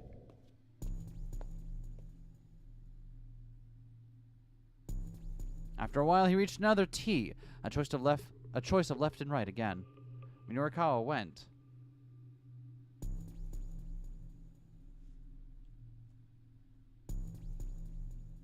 Fuck it, we're gonna keep going to the right.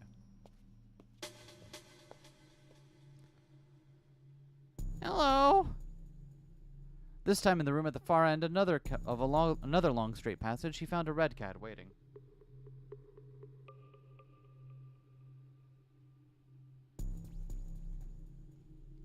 This one likewise had a sign around its neck. Minorikawa read its message. I am a fast runner.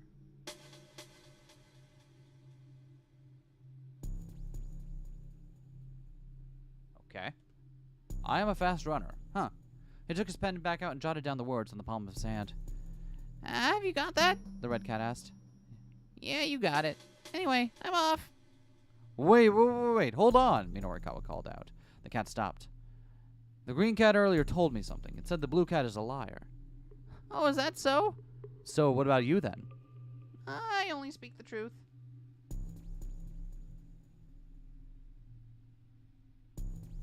Okay. Really? Whether you believe that or not is up to you. Anyway, I'm off. Using its paws to hold up its floppy belly, the red cat scampered off. Minorikawa followed in the same direction.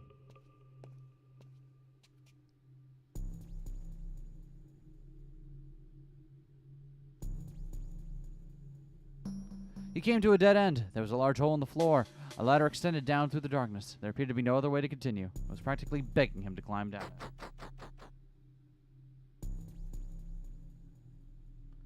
From the bottom of the long ladder stretched another passageway. Minorikawa squinted, but it was too dark to see how far the tunnel might go on. He was starting to think it might be a good idea to turn back, but he couldn't bear to give up now. He walked onward, never looking back.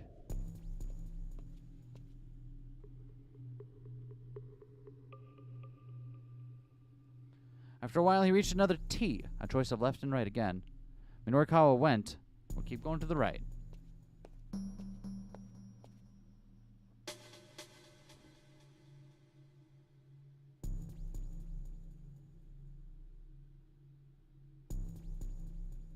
The blue cat stood there, panting raspily. Minorikawa read the words written on its white sign. I'm round. Yeah, that's right. That's no lie. It's the red cat who lies after all. Okay.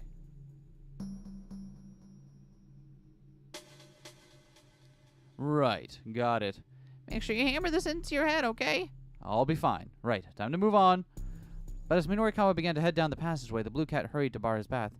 Wait up. You don't need to be in such a hurry. Have yourself a little rest before you go. Sorry, but I don't have time to dilly-dally. It doesn't need to be for very long. No, I'm heading off. The blue cat frowned in consternation. You really shouldn't rush so much. It's bad for your health. Okay. The flurry of paw swipes, the cat wiped its signboard clear. Then it scurried away, scowling back resentfully at Minorikawa as it went. Minorikawa followed in the same direction. Oh, because it's one person having to put on the suit every time. I get it. And they're like, no, let me take a break, for fuck's sake. He came to a dead end. There was a large hole in the floor. Okay. So, green says blue is a liar and only green tells the truth. Okay, so let's assume that green. Let's go through this logically, right? Let's say green tells the truth. Green says blue is a liar. Only green tells the truth. If green is telling the truth, then that second part is superfluous. Blue is a liar. Okay. So what would blue? Red cat lies. That would mean that red cat tells the truth. And red cat says I only speak the truth, which would have to be a lie. So that doesn't work. Because if blue cat was lying, then red cat would be telling the truth. And that doesn't work that way. Let's see if the red is telling the truth. The red says only I speak the truth. In that case, green is lying. Green says blue is a liar, and only green tells the truth. In that case, green says blue is telling the truth, and only green lies. That also necessarily has to be wrong if two of them lie and one of them tells the truth. And then blue would also be saying red cat tells the truth, which is the truth. So that doesn't work. And what if blue is telling the truth? Blue says red cat lies. If blue is the one telling the truth, that's necessarily true. So what's red saying? I only speak the truth. That would be a lie. And green saying blue is a liar, only green tells that would also be a lie. Okay, so blue tells the truth. That's what it is.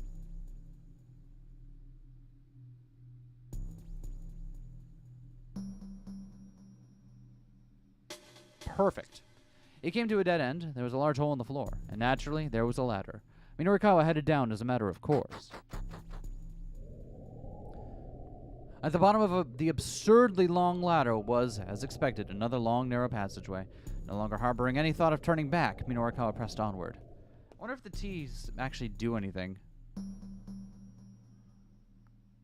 After a while, he reached another T and choiced to left and right again. A breeze was blowing from the passageway to the right. Minorikawa went to the right, as always.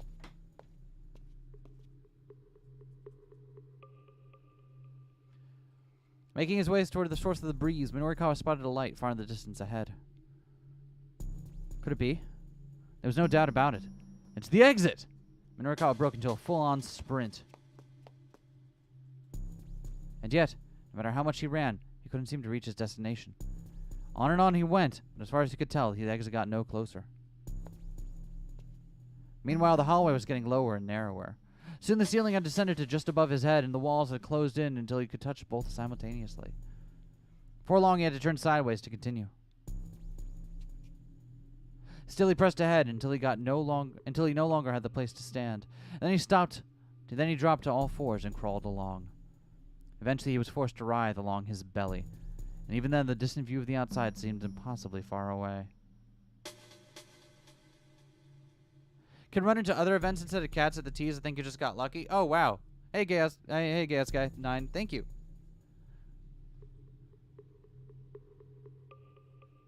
He went on until the passageway was a mere 30 centimeters wide. Scrunching his body up, he forced himself even further along. This is some awkward combination House of Leaves and Caving Page. I don't like it at all. Finally, he could see that the exit was getting near. It looked like he had maybe 10 or more meters to go. Minorikawa stretched himself out like an earthworm, inching his way along. And then, unexpectedly, his outstretched right hand thrust through the opening and emerged outside. He felt the warm caress of the air against his fingers. Oh, what the? He thought the exit was 10 meters away, but it was really just a 10-centimeter hole right in front of him. Tried to back up, only to discover his body was stuck, and there was no way he could go forward through that tiny hole. The only part of him that remained free to move was his hand on the outside. Hey, somebody, help! He flapped his hand around, shouting through the opening, "Somebody get me out of here!" Sometime later. An urban legend spread through Shibuya, a tale of a hand that would appear out of thin air, grab unsuspecting passerby, and spirit them away.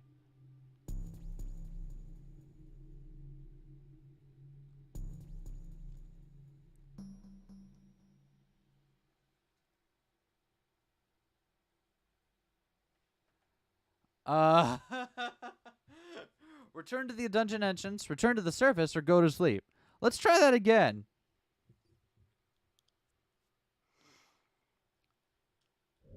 Alright, so this time...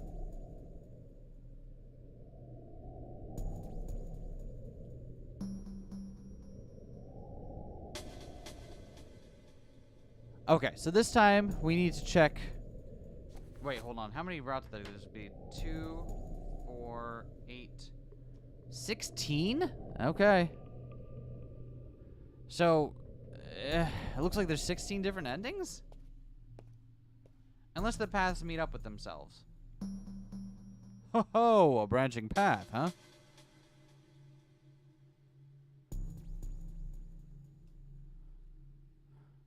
The fact that this is the thing in this game, right? God.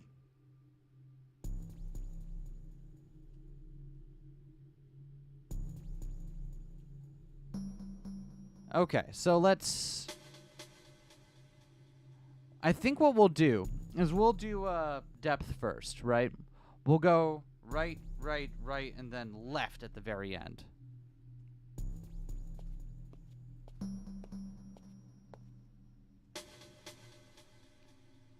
Excellent.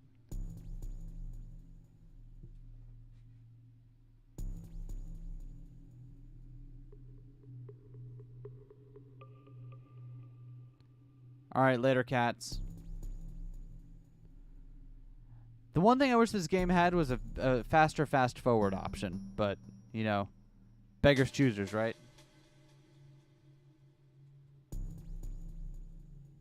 Can't believe there's a liar in this labyrinth. Who would go to such lengths to lie? Ugh, honestly. The gall. The sheer unmitigated gall.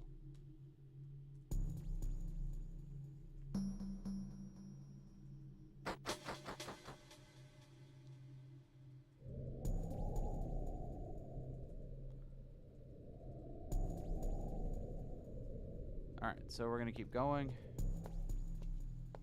Okay, next we should run into the blue cat.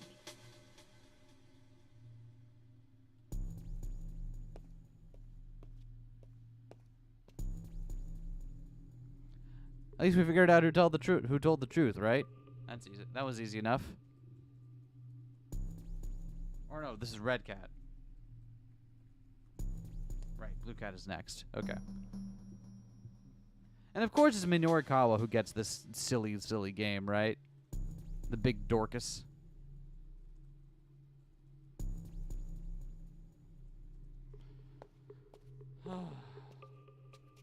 Whew.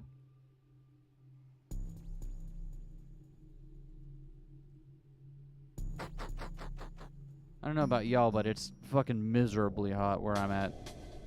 It's been just awful this week.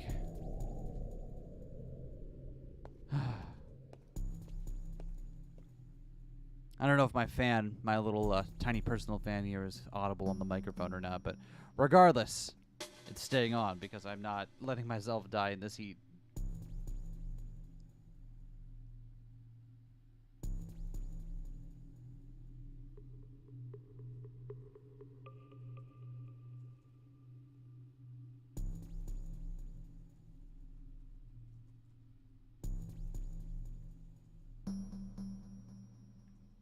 Alright. So now this next intersection. This next time. That's not... I'm fine. Excellent. Thank you. Alright. So this one right here. This one we're going to want to go left instead.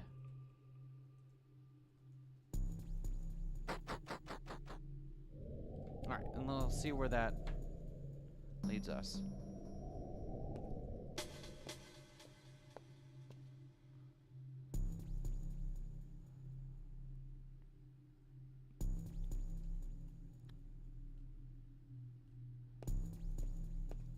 Alright, so where does left lead? Oh, you're back again. He'd arrived at yet another room, and the red cat stood there, panting heavily. Okay. Minorikawa read the words written on its sign.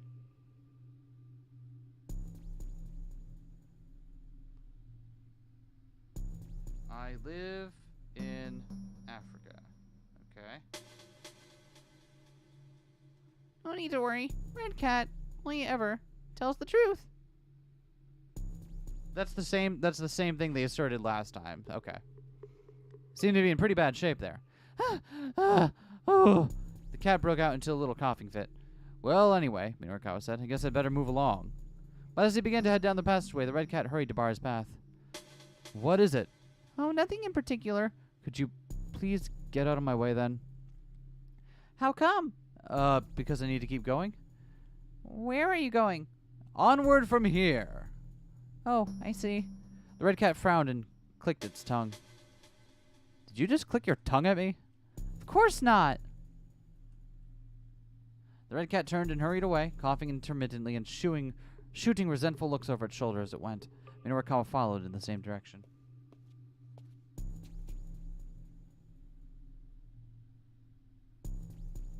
Okay. We know the deal. Sick of having to deal with ladders, Minorikawa just jumped straight down. Good on you, buddy. He landed with an elegant flourish like a gymnast finishing a routine. He'd have to have fallen a few dozen meters. Good on you, buddy bumpkins. After some distance, he arrived at a four-way intersection. Minorikawa could hear the feline meowing coming from passageways to the left and right. He went. Okay. So there are cats to the left and the right.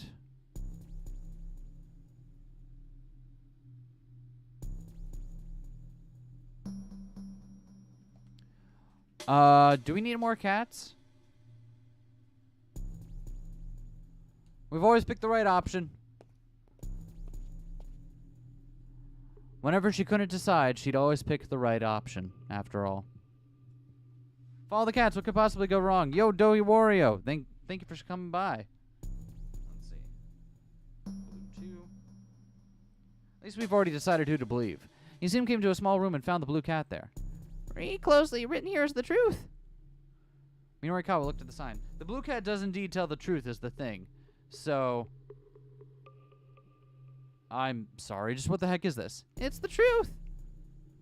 This is the truth? That's right.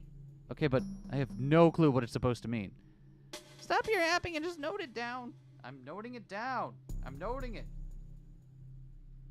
Hey, Mibadata, why are we Retro Game Dungeon? What is this game? I know! Shibuya is the game that keeps on giving. Alright, I'm going to note this down since the blue cat is the truth-telling cat.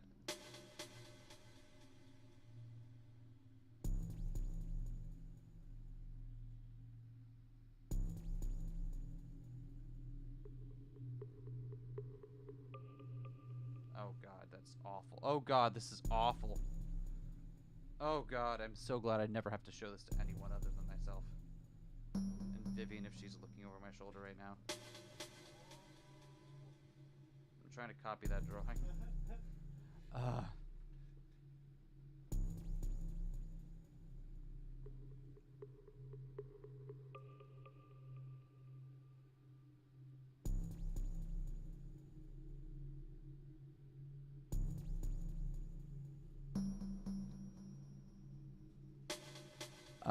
Okay, noted.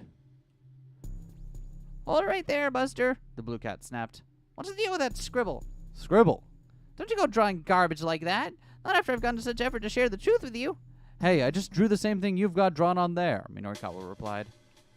Don't you give me that, you punk. Look closer. You'll see that right there. Oh. Whoops. The blue cat quickly withdrew to a dark corner of the room and began erasing the picture on the board. Are you kidding me? Rather than take a screenshot? Why? Because I'm taking physical notes, that's why. This is something I just scribbled to kill some time earlier. Give me a sec. Are you fucking kidding?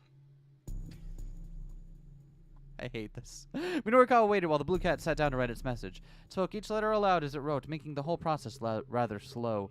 Finally, the cat sprang back to its feet. I don't have hair. Okay, that makes more sense.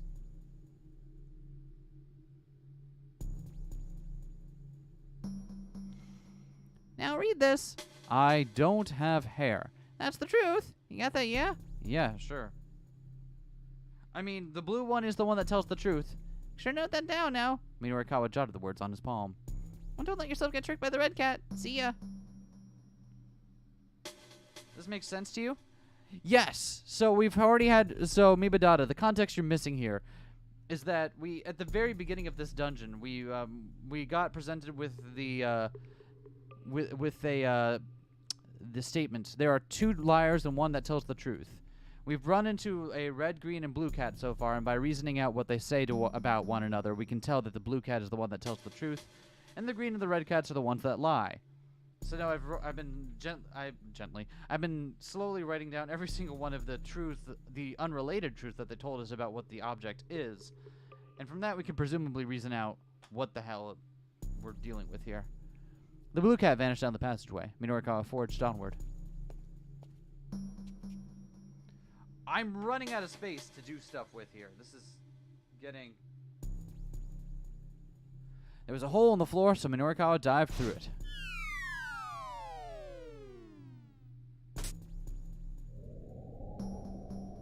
After falling for a better part of a minute, he landed on the floor below and set off briskly down the corridor that stretched before him.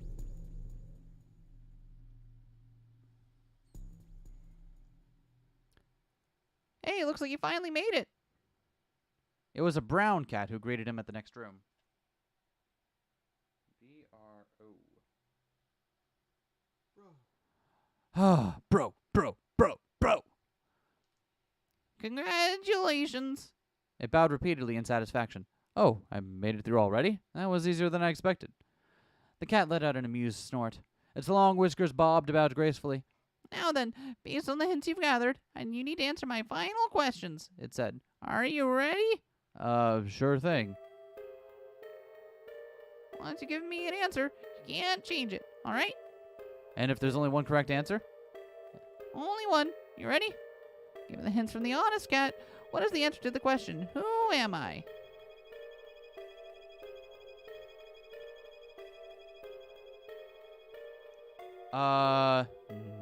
Oh, I see.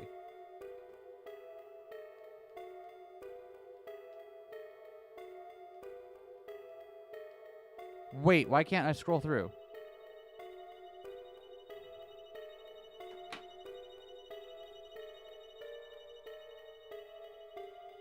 All right. Hold on. I'm gonna replay that list on the feed here real quick. The answers were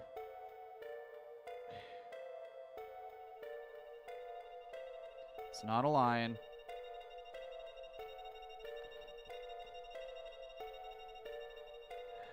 God, I hate this. The cat's clothes are suspicious. I mean, it's Tama, but now recolored Tama. Brain Python code to try to resolve the Yumi epitaph without having the key, so having a normal one over here. Good luck with that, Mibadata. So both Vivian and I are at the part of the have recorded the part of the story now where it explains it to us. So knowing the answer, I won't give any hints, but I'm curious as to how you're going about it.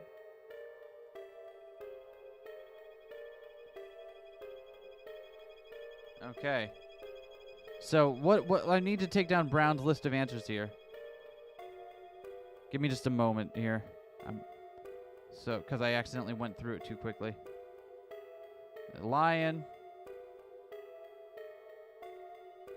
Corn. A newspaper.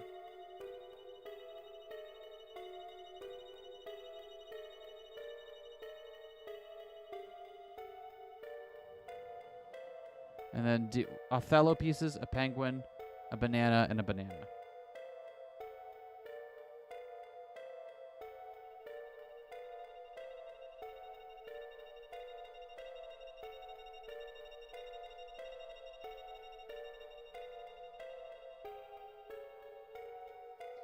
Okay. What do we know about it? I don't have hair and I'm round. It's probably an Othello piece, but I also can't go back and reach, so. Who is the honest one? I'll give you 10 seconds. This is the honest one. I'll give you 10 seconds to think about it. Go! Blue cat. Huh? Whoa! All of a sudden, the trapdoor opened beneath Minorikawa's feet, and he plummeted down the hole. Yeah, I didn't realize it wouldn't let you, so if you're wondering why I picked the wrong answer there, it's because it won't let me scroll back up after scrolling down. You died! Shit! Oh, shit. All right, well. Oof. Round and don't have hair. That has to be the Othello piece, right? So that's D. Do you think if we go the same way, we'll run into him again for sure? Do you think we have to go the same direction, or if we go the other directions, if we'll still run into the brown cat at the very end? I have a hard time believing that we just happen to find the only ending with the brown cat on our second time through. So I'm guessing that if we just don't like die, that we'll probably come across. That'll probably be at the end, no matter what we do. Not telling you can't scroll back is just evil. I know!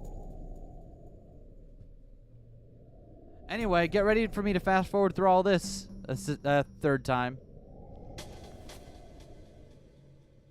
I don't know. Should I try going down a different route, or should I just bum rush back the direction we came? I feel like it's just know that there's a bunch of bad ends you can run into here, like too many bad ends. Okay. In that case, we'll just go the way that we'll just go the way we came. Right past the Minecraft sign here. Actually, this predates Minecraft, doesn't it? Minecraft Alpha was 09, wasn't it? Yeah, and this is 08. Yep, never mind. That predates Minecraft signs. Because Minecraft has a monopoly on signs on a signpost. So we will follow the directions we went in last time. While I'm doing this, I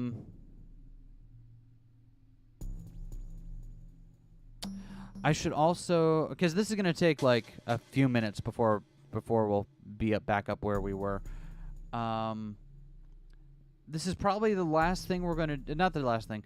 After this, I think what we're gonna do is just find a guide and figure out what we need to change around in order to get true end. And that'll probably be the final bit of the game. Well, no, because I bet doing true end unlocks whatever that extra bonus scenario was. So, that probably won't be the end of the game. Because this game never ends. But.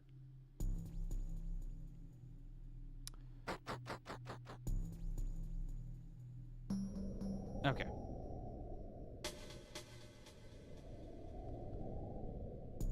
I do appreciate that Minorikawa, of all people, gets to have the silly retro dungeon.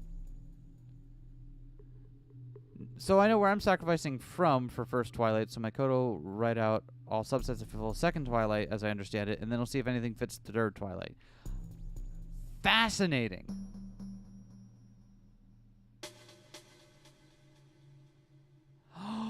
Oh, I see. I see what you're doing. That is a fascinating way of going about it. Brute forcing it. That is fascinating. I'm curious to see what you come up with, Mibadata.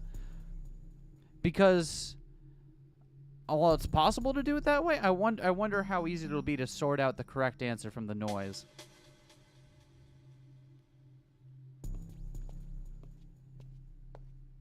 Windows Vista screensaver screen. Yo, Wheel Baron, welcome to the stream.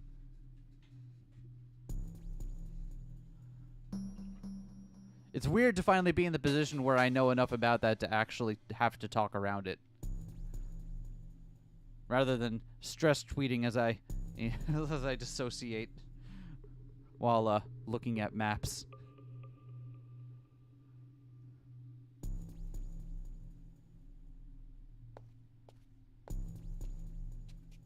All right, going down. Let's keep going. The bottom of the... Okay, yeah. Oh, God, we are only 2 layers deep in this right now. This takes for fucking ever, doesn't it?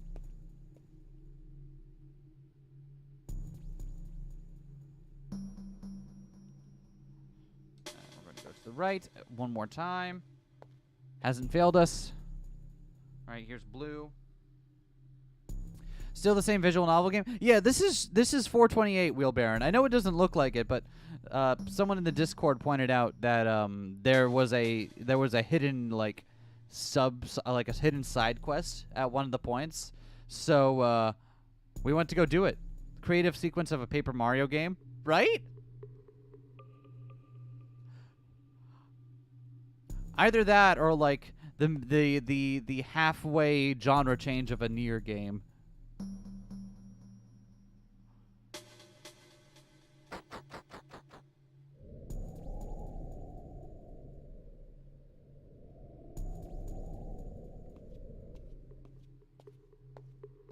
God, now I want to play Nier again. Just randomly talking about Nier. I'm like, damn, I could be playing Nier right now. Oh, so here we want to go to the left. Multiple plausible candidates. I'll see if I can reverse engineer trailing guild map hunt and figure out if the sacrifices I've removed can be arranged to a possible key. I am super curious how this works out for you, Mibadata. If you're following along in the playthrough Vivian and I are doing, the solution won't show up until... Is it Monday's episode? I think it's Monday. It'll be on the episode that airs on Monday, so... You'll want to figure it out before then.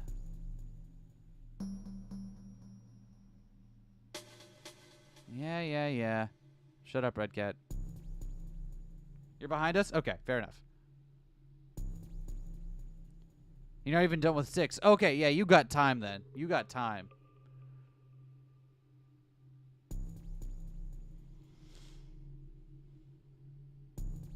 I would play a dungeon crawler to explain Nier Automata, or the other Nier game that released some time ago. Did you wind up playing the remake of Nier Gestalt, Weirbaron? Or Nier Replicant? I'm sorry. If you enjoyed Automata, it's well worth going back and playing the remake of the original.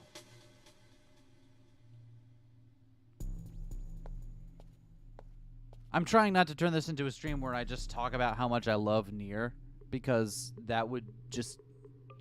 It would just kind of, like, derail everything, but... Spectating me on Discord, I promised one of them a How Done It theory write-up also. Interesting!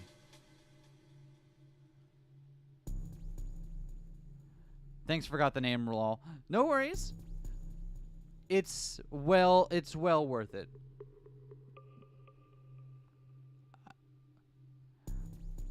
I know it's kind of a bit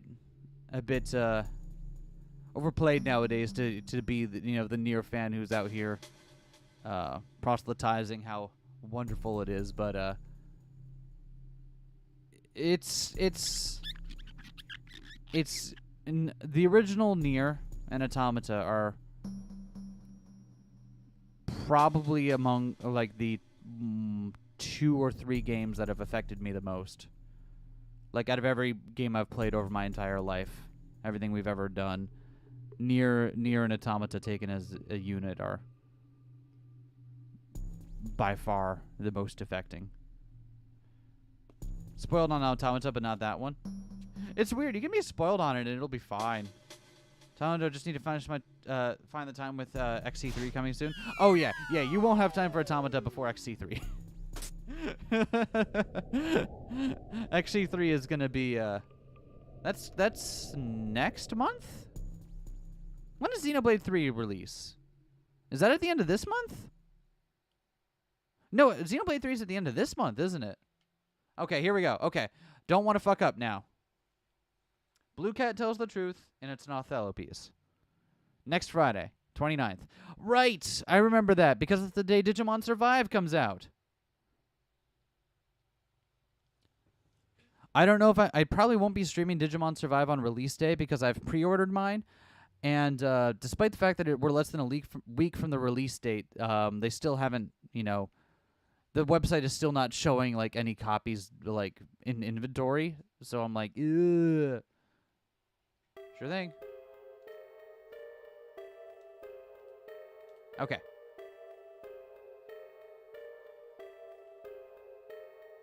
It's Othello pieces.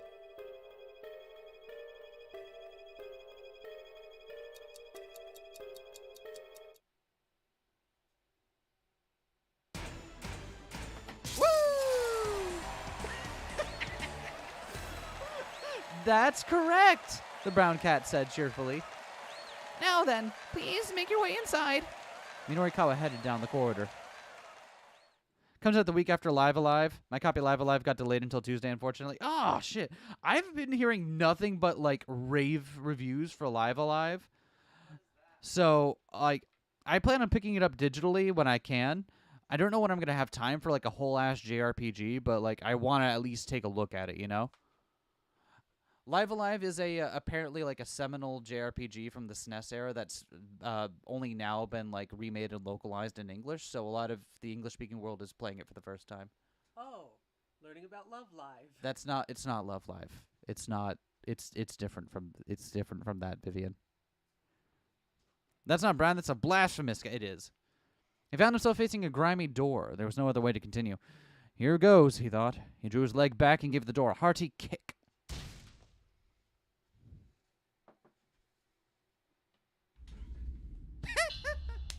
And then we're just right back in it. And our victory is just getting there. Okay. All right. I see you, Gabe. I see you.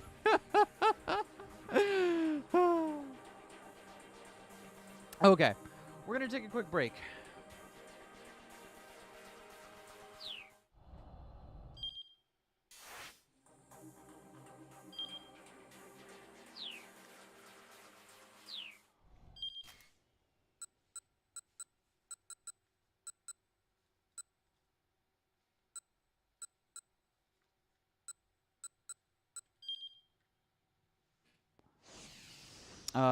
Let me see if I can get us back on the main page here. Name Live Alive, my awful name, Poison Brain went. Is that some sort of Date A Live spinoff? I don't know what that is, but maybe. Alright, either way, let's take a quick break here. Y'all know the drill. While I'm gone, stand up and walk around for a bit. Drink some water. Keep yourself hydrated, especially when it's getting hot as fuck out. Eat something if you need to. Take your meds if you haven't done that yet today. Do all those little things you got to do to take care of yourself. I'll be back in about 10, and when I do, we'll look up what we need to do in order to get True End. I'll see you then.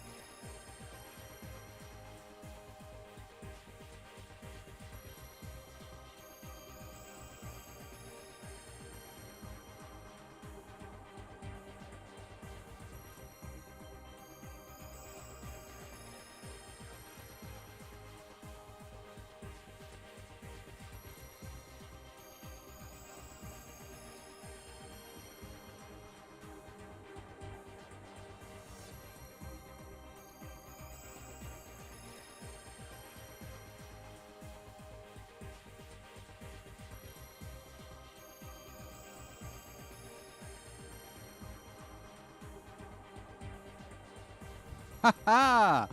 Just under the wire. Well, thank you. All right. So, now I'm going to pull up a guide for what we need to do to get the black bookmark ending.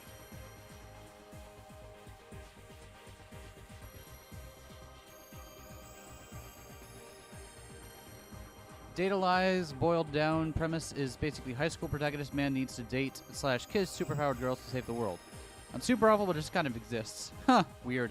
Yo, Mosca, welcome to the stream. Hope you're having a good day.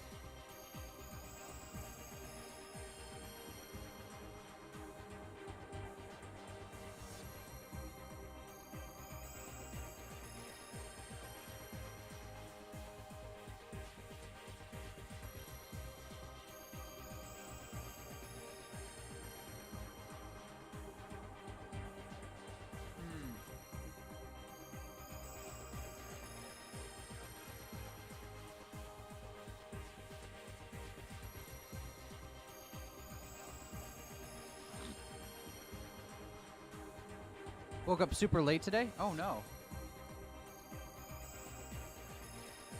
Well, I hope you at least got some rest.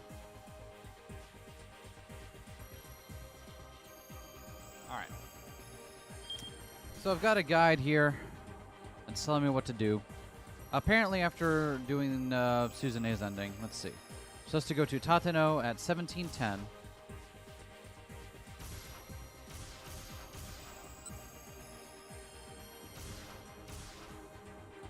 Oh, 1910.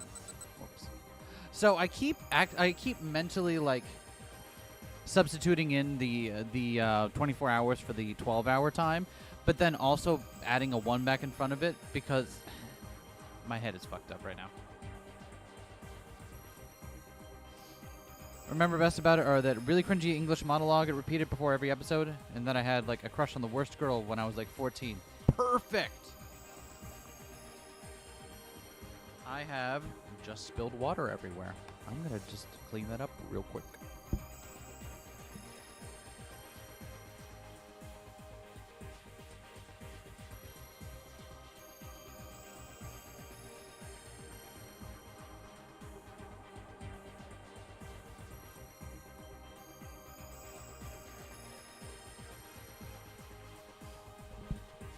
All right, note to self, be careful when picking up my cup of water.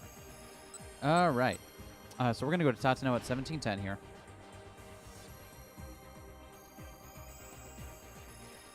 And then aiming at Kanon, I'm going to pick...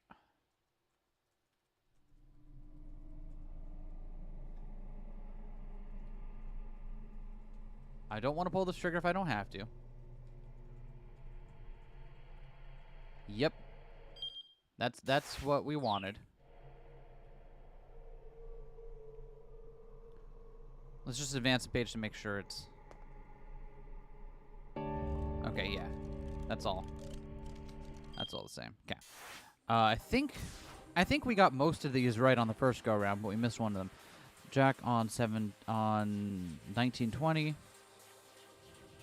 Revenger mission. And we want that to be set to C. If I do get my revenge, what will Frank think?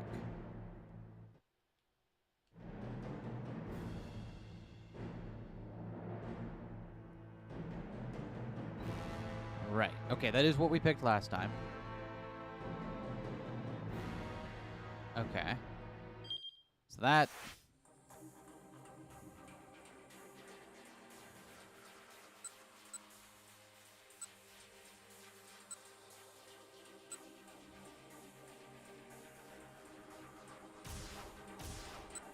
Huh.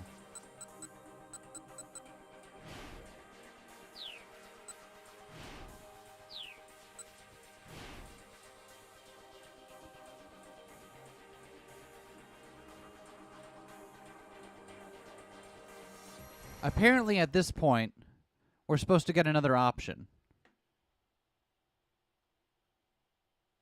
Picture now look like a horror movie. I know. I don't see an option here, though. So I think we're still missing something.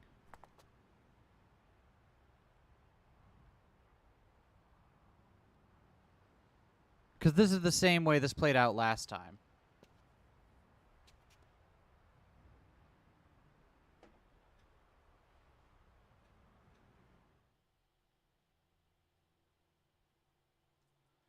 So that means... Yeah, this isn't changing the ending at all. Okay. So it means we still have to change something else here.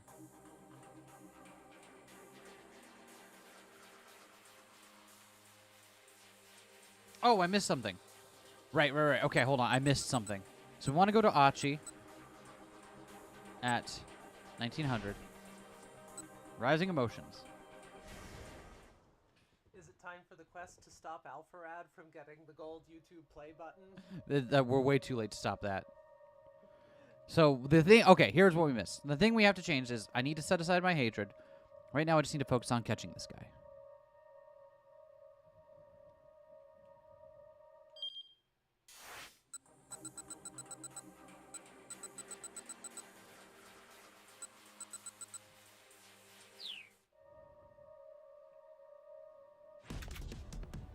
Okay.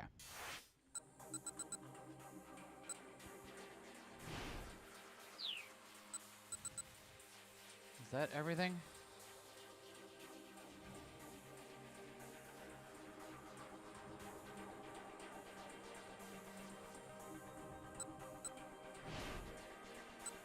Rising Emotions there. Jack at 1720. That's option C. And Tatsuno at 710.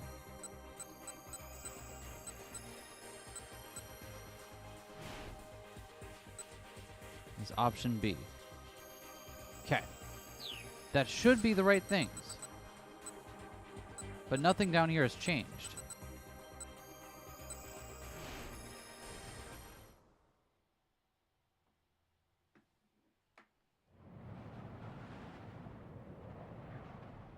But the way the term chart is displayed is really pleasing. It really is, isn't it?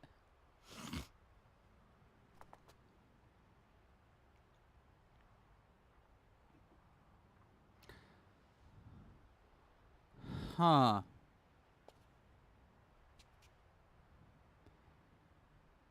Alright, Alphard. Mamoru of your Nakama so as not to fall to hatred, maybe? Maybe. I mean, I did have to change one thing. So maybe it'll come up now if we play...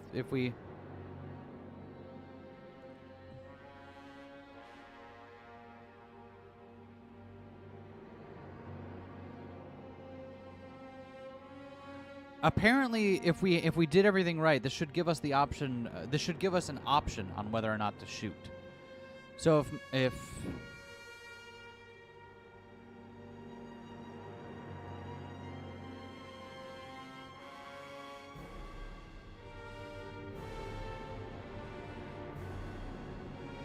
God, the actress they got to play Alphard does a very good menacing smile.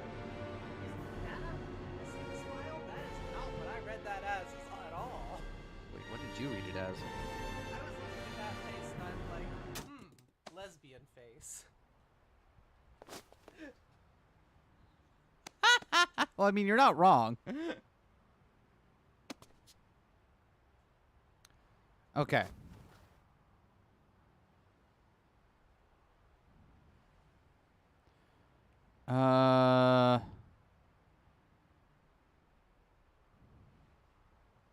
Okay, so let's see. With the smile in possession. That's a good one.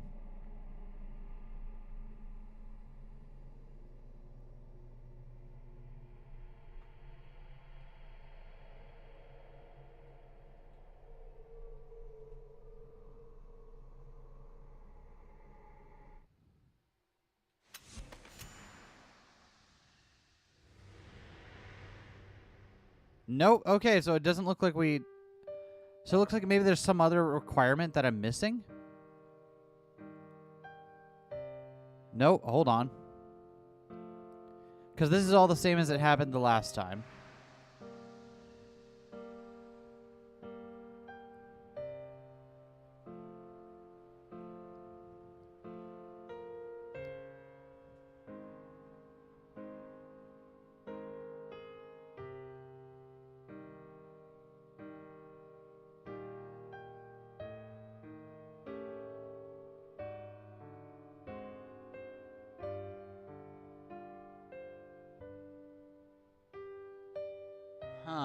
Sorry that we have to fast forward through everything here, but I'm just trying to follow what the guide is telling me. Oh. Nope. Okay, so that didn't work. Okay.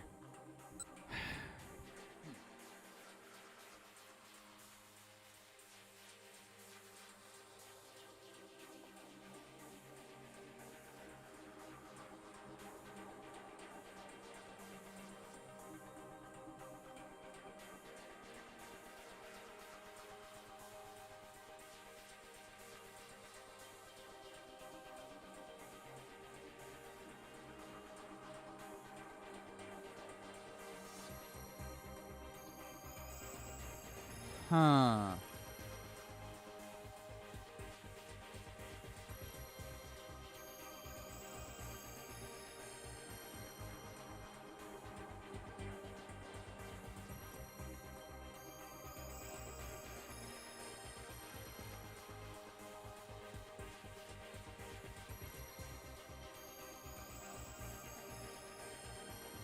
Oh god, apparently there's even more deeper endings than just true end. Holy shit. Apparently you need to actually, like, get every single bad end as well. What the fuck?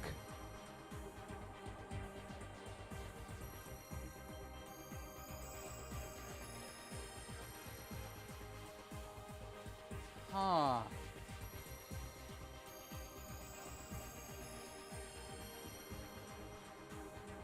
Yeah, and there's no tired true end.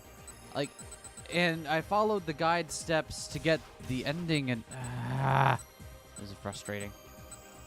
It might be the kind of thing where I just need to go back from the very beginning and, like, just check it point by point, because it would ever deeper growing rabbit hole, isn't it? It really is, though, is the thing about that. Yeah. So unless someone has an easy fix for it, like, I don't think there's anything else I can do right now. Shit. Huh. Well, it's kind of a disappointing end, but, like, because there's clearly more, but it's not something I'm going to be able to figure out today. It's something I'm going to have to kind of go deeper into, it looks like, and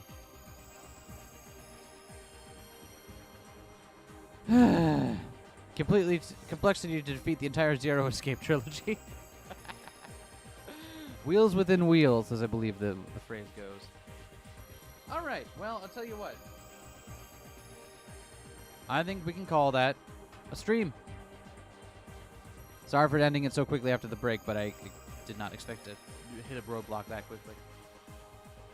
Thank you for coming out, everyone. Remember, if you're a patron, check your Patreon inbox and make sure you vote on this month's featured creator for Vivian and I to play a game from. We're going to be recording that very soon, so if you haven't yet, make sure you do that. Just go to your Patreon inbox and check the link we sent you. That's all I got for you today. There will be a new episode of Umaneko on Monday. Steins Gate again on Wednesday, and then the patron pick will be next Friday's episode. So look forward to those. We're going to be streaming Digimon Survive as soon as I get my copy. I don't know if that... It doesn't look like that'll be on release day, because I ordered a physical copy, so I don't know when I'm going to start streaming that, but in between then and now, I might stream Toho, find some other roguelikes or something. Some small stuff to fill up the time. Thank you all for coming. I hope you all have a wonderful day, and like, comment, subscribe.